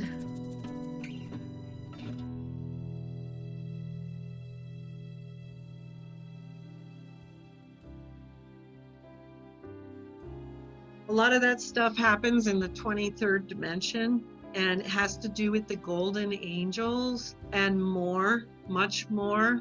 Very, very beautiful period of time. because this is a real period where the soul is coming to a wholeness, where it's literally finishing a cycle of time. This is where the initiations are coming to a completion point too, and it's beautiful. How to utilize the medicine as was spoken of by the ancient shamans and the medicine women from throughout the ages, of how do we utilize the medicine in the alteration of reality, but also in the physical world for various things. There's a whole body of knowledge unto itself, along with the rites of medicine, learning, first of all, how, when, and why you go into the management realm to alter something. And of course, we only do this under divine directive. We don't do it of our own will. We don't do anything of our own will. It's all God directing spirit. The Holy Spirit pulls us in when there is an alteration that is desired. And then we are taught how to do it, when to do it. We go through we have to go through a lot of practice runs on this, because this is something that you can mess up. So you can make mistakes with alteration, and you can also, not just that you can mess up an alteration for another soul, you can also mess up yourself. So there are a lot of trial and error types of rituals you have to go through. It takes a lot of practice on these things to learn them properly. And so that's a whole body of knowledge that you learn mystically in the out-of-body travel state. You have someone who is teaching you. You do nothing of your own will. It's all the Holy Spirit working through you. In my case, Chief Joseph taught me these things, and there were primarily native spirits who were teaching me, but I learned from others as well. So I had a lot of the medicine women, the old ones, and then the ancient shamans. It's the Holy Spirit working through you, but you have to learn how to harness that energy properly so you don't mess up the alteration, because there is a time precision thing that goes on. And there's also the problem of knowing how not to mess up yourself. Both things can happen. It's so necessary for there to be so much training in this. If you're called into alteration, you will be taught by the Spirit. It's not something you can just learn on the ground. This is something you will learn through initiation. And that's important for people to know. You can't just learn this on the ground. It is something the Holy Spirit has to actively pursue you for. Most of us will be taken to the scene of the crucifixion in one way, shape, or form, and taken energetically into aspects of that event in time. But then we are also going to be taken through subsequent initiations, which have to do with our own crucifixion, which is the death of our fragmentary self, because we are going from the person to the awareness. And that's what the crucifixion represents in the mysteries. The irascible powers that rise into revenge, or things that rise into injury or hurts or anger. So what they find are these passions. Most of these passions that they're listing here are, other than love, are of a pretty negative variety, except for love and grief. There's joy, the rest of and hope, but there's also hatred, desire, horror, despair, boldness, fear, and anger. The passions themselves, this is the difficult part, and this is part of why the initiations are so important. The passions themselves, in their proper place, are not bad. They become an evil because of what we do with them.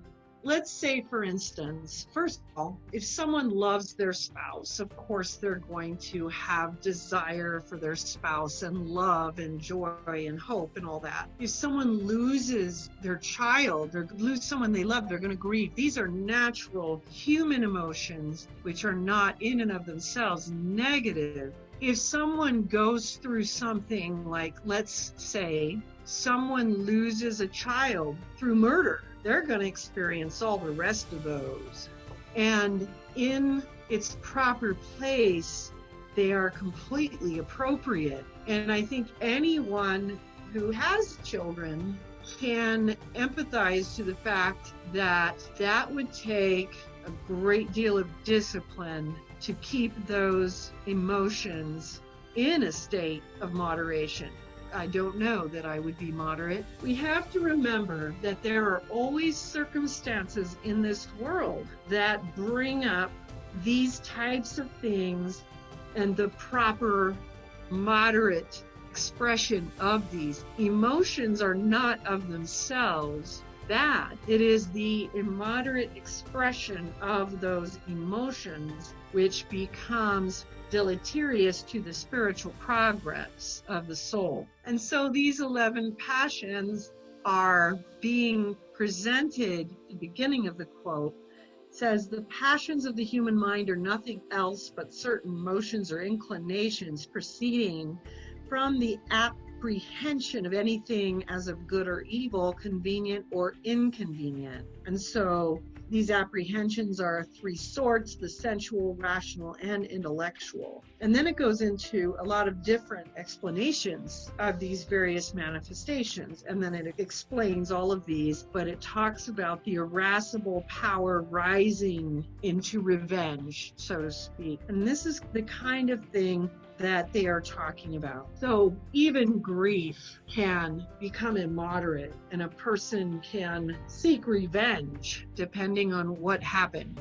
Even grief can become immoderate in the sense that a person becomes so deeply depressed that they need additional help, and they need professional help to assist them in pulling themselves out of the deep hole that they're in with this grieving. And that would be a normal manifestation of grief. We're not demonizing human emotion. What we're doing is acknowledging that any emotion or feeling or passion that is expressed immoderately can become a grave evil or an evil of a lesser nature, and there's all sorts of variations of it. And it can become a true impediment to the path of God. For instance, if you become obsessed with revenge for something, well, there went 90% of your space for doing something else that would be creative and useful. Intellectual passions, these can manifest in a lot of other ways as well. But again, see, everything can be, things that are good in moderation can become immoderate. For instance, someone who's addicted to schooling and will never stop going to school. In a moderate nature, going to school is a good thing. It's a good. But if someone doesn't recognize, and we'll go back to cycles of time and endpoints, if someone is having trouble with these adjustments through 2 different stages and phases of their existence, they can become immoderate, and they stay in this phase because it's the only thing familiar to them, and they'll just keep going to school forever. You can have intellectual passions that translate into people loving to hear themselves talk. And there can be another way that this can manifest, where a person who sees himself or herself as smarter than, better than, and is always seeking to best others in the intellectual capacity. This can be a person who might literally look for things to pick out in the character or the efforts of others to criticize. And it will often be based on, this is superior intellectual thinking, right? There are a lot of ways that can manifest, where with all of those, you want to look for attitudes and behaviors that in moderation are absolute goods, but in immoderation can become very destructive and hurtful, or just destructive. Just depends on the different ways that people manifest them. These things can be addictions as well. So all addictions would fall under these kinds of things: sex addiction, drug addiction, alcohol addiction, food addiction. There's a lot of different ways that people can get addicted. People can be addicted to other things as well that they then choose to pursue immoderately, and it becomes either a crutch or a replacement for something real or something more meaningful that could be utilized and occurring in that time that is being lost now.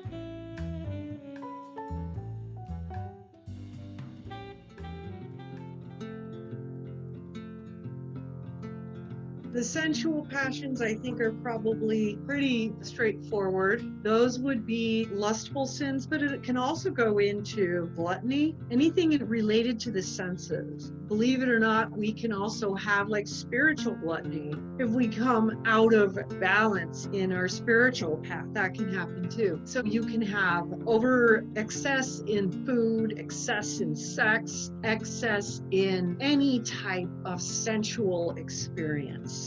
And so that can involve any of these types of things where you become immoderate and it's not in balance and it's not in alignment with moral law, with your status in life. It's important also to keep in mind that we all know too that people have many different circumstances, and it's important to always point out that God understands that.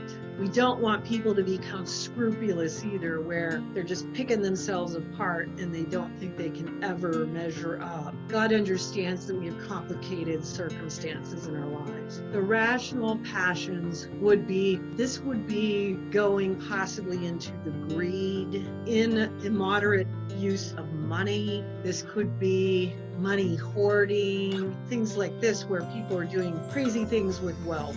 Some other good examples of the rational. There are other things that you could throw in this box, but again, these are examples again. Let's not put them in a box and make them cut and carved in stone. People can take just about anything and make it immoderate. We can take not working and make it immoderate. Refusing to be employed, we can do that. We can also take working and make it immoderate, where we can become workaholics. We can do that with alcohol or any other substance, drugs. We can do that with any of the things that we particularly like, certain types of entertainment. So people have to look in their own life and see, do I have a rational passion that's out of control? That is something that, when it is moderated properly, is a good in my life, but when it is immoderate, it is no longer a good. It actually causes destruction and harm. The golden angels are related to the golden flame, and so they're very, very high angels, and they are very involved in the redemption of humankind. These are the angels who gave me the living water, but there were a series of rituals and initiations I had to go through first before I could receive the living water. And that's what this refers to, is that there are a series of tests of virtue and tests of resolve and tests of your discipline. So all of these things, you're continually tested to make sure that you're ready. And then when you're ready, they pour it down your throat and it never empties. Literally, it's like having living light permeate every cell of your soul. If you can imagine that, it just doesn't end. It's like an amazing, beautiful experience. You ingest this living water. Talk about a fountain of youth. You feel like you have received so much energy. You come back from this so energized and so enlivened and filled with love for God.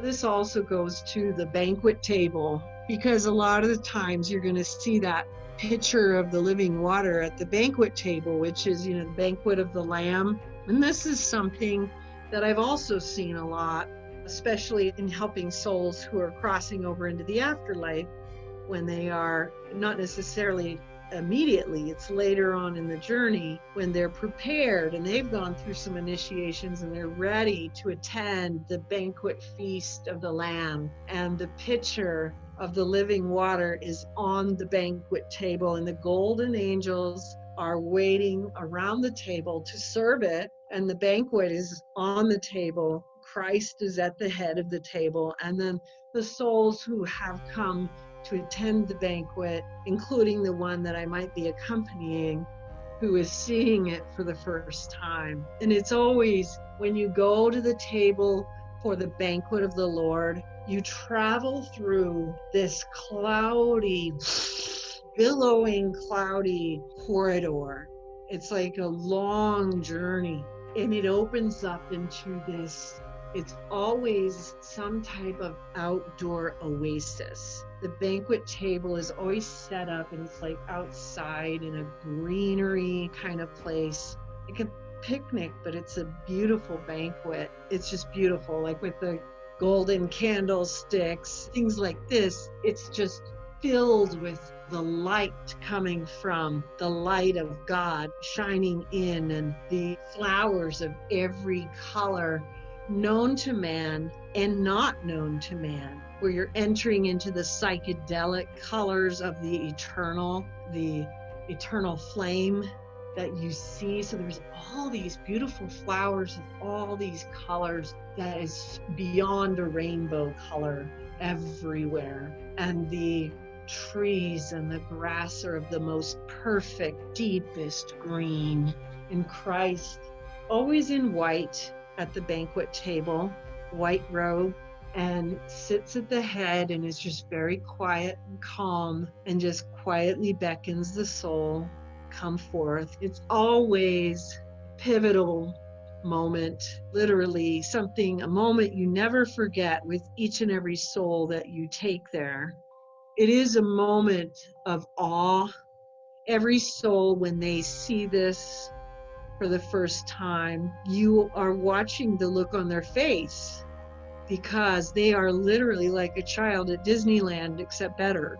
You know, they're seeing the golden angels for the first time. They're seeing Christ very often for the very first time.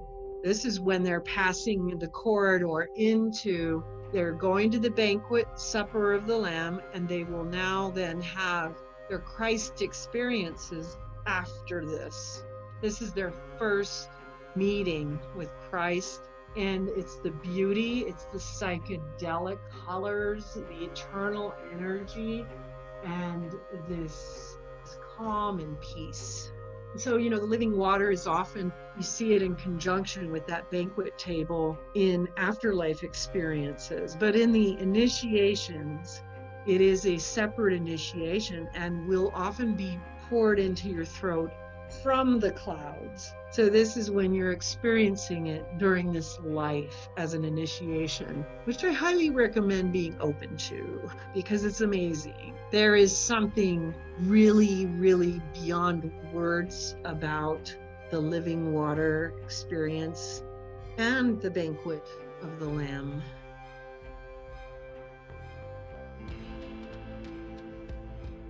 The answer to that question will always be the same, whether it's for this path, the next path, the path that follows, the path that came before, which is that we are always going to want to be moving closer and closer to the center of all truth, which is God.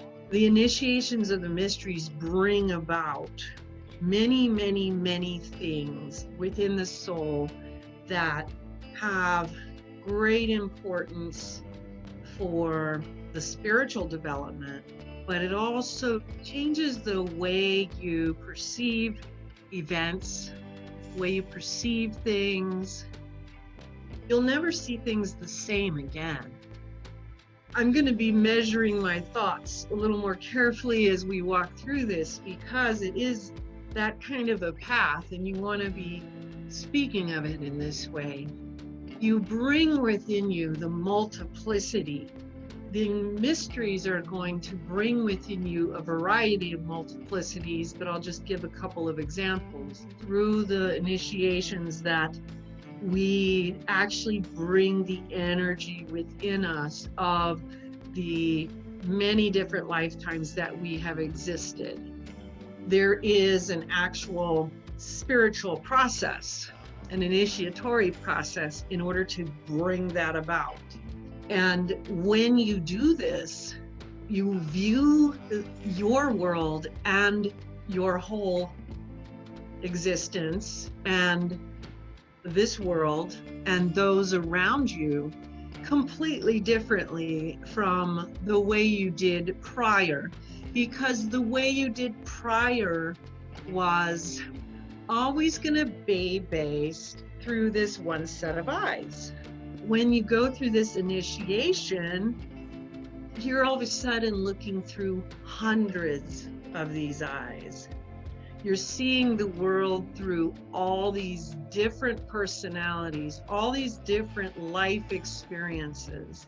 But it goes well beyond that, because as you're going into these initiations, you are taking within you these energies that are being bestowed upon you from some of these great guardians. Some of them are prophets, saints, mystics, saints, and ascetics. Some of them are guardians of initiations, and these types of energies will give you an even different set of eyes, which it's like the big all-seeing eye, where you are now seeing through different wisdom eyes. So you're seeing through these different eyes of wisdom. It's not just seeing through maybe the one eye of wisdom that you previously contained. Maybe your current faith path. Maybe you had that one eye of wisdom, a grounded understanding of that current faith path. Now all of a sudden, you have all of these experiences of hundreds of human beings, thousands of human beings. And eventually you're taking on the experience of all life, all existence. So you're taking into yourself an ability to compassionate and see through the eyes of all life. And this changes everything for you. You're going to see people with an eye of compassion that comes very naturally then. It's not something you have to work really hard at, because when you observe, these things come to you just naturally and around you, because it's become a part of you. These different wisdom eyes as well then are adding to not just your grounded knowledge, but your higher elevational knowledge of the wisdom paths and how this all processes through the ether, through energy, through the mind of God. Because everything is different when viewed through the eyes of God than we see them. God does not see things as we see them. We see through the eyes of a very limited scope as the physical human being. Going into the initiations and the rites of passage as well completely alters us. It's like the difference between when Christ talked about how the entire tree of the mustard tree existed within that mustard seed. And so this little mustard seed contains that whole tree. And each human being oftentimes chooses to contain one human being. But within each and every one human being, that potential to contain the knowledge of all life, it resides there. It's there to be tapped. And the initiations into the mysteries and the rites of passage are those things that tap into it and unleash it and teach the soul how to properly handle it. And so it's like the human being becoming the many-eyed being. The planets, Saturn's rings, the Venusian atmosphere, Jupiter's ground. We have other planets in other systems. So we have initiations that have to do with bringing in energy from civilizations that are much further advanced than we are. Purpose for that is to bring that potential into our human soul on Earth. You know, one of the things we often don't realize is that everything created evolves through bringing potential from another space into that unit, and then it becomes and evolves into a greater potential. And so that's what we are doing and bringing things from these more evolved civilizations. Going through these interstellar tunnels that literally it's like you're going at the speed of light through these tunnels, and there is something that your soul is gathering energetically as you're going through them, and feels like it's been a long time. Same time, it feels like a split second. When you come out the other end, you're exhausted, but yet you're totally energized. It's like all the dross falls away in these interstellar tunnels. All of the false views, all of your karmic overlay, things that are still attached to you from your purification, that energetic things that need to fall away, they fall away in these interstellar tunnels, and you come out the other side and you just feel this exhaustion, but at the same time invigoration, because a lot of that, it's like a really good wash cycle, except that it's really, I mean, it's so impossible to put it in words. It is just an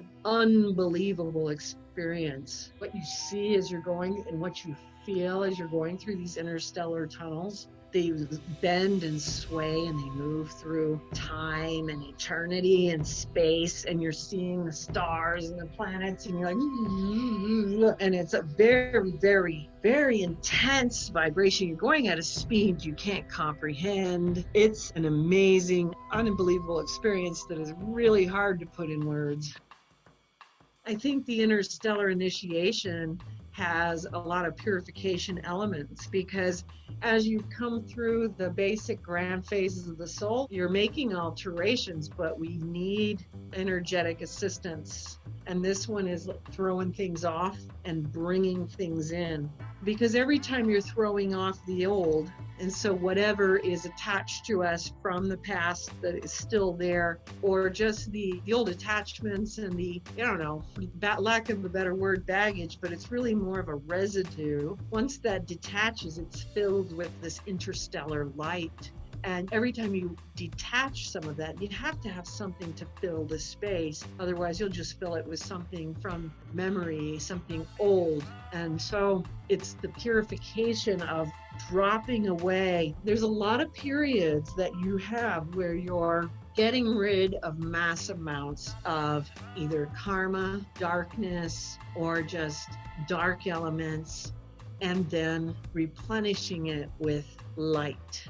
And these are periods like after you have done a lot of work over time working on these things, and you just need to do a little bit of extra cleaning. It's the residue. It's like when you're cleaning your house and, okay, I cleaned that countertop, but there's still a little bit of residue, so now we're going to put it through this cycle again. We're going to wipe residue off. That's what the interstellar tunnels are doing. But there is something really transformative about it beyond that, because there is something so beyond our comprehension that is happening to us during this initiation that you just can't even put that into words, because it's something that you are becoming and being made aware of and being allowed to now become a part of, that you had no idea existed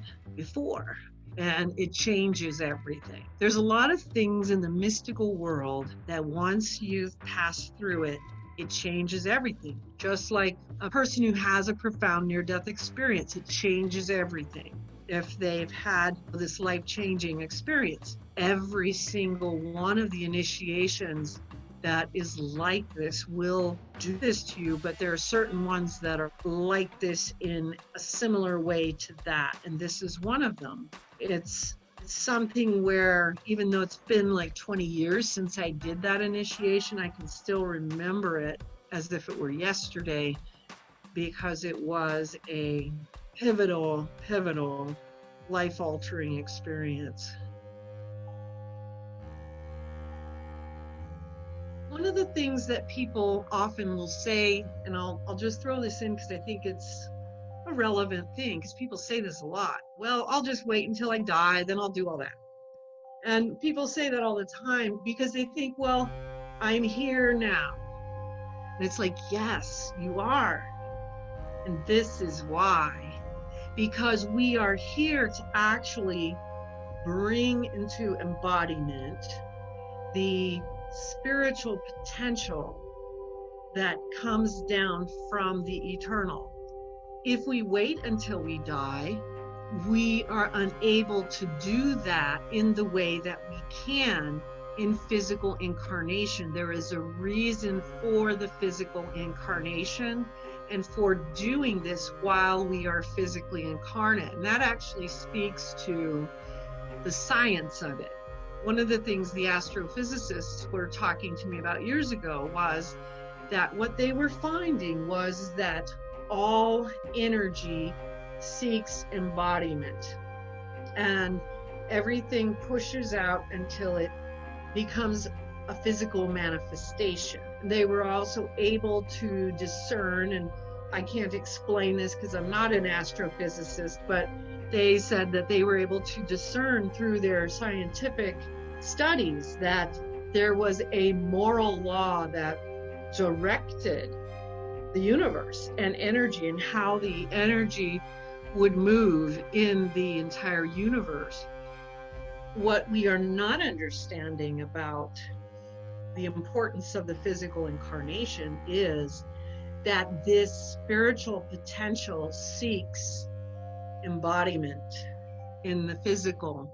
There is something very important about us bringing that to fruition in a physical incarnation, and that's why the initiations into the mysteries must happen during our lifetime in order to be utilized at their highest potential.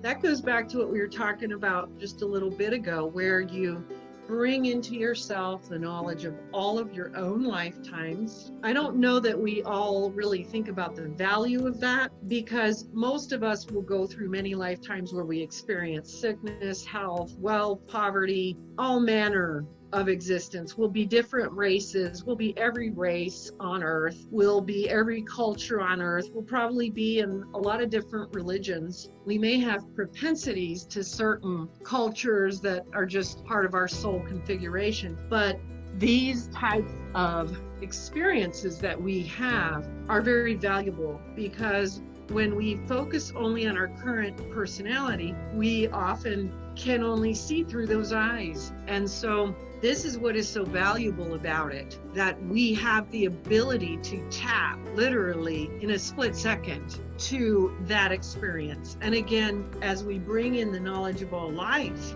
this is one of the ways the ancient Buddhas taught this. This is how we generate compassion. We contain within ourselves the experiences of all creation.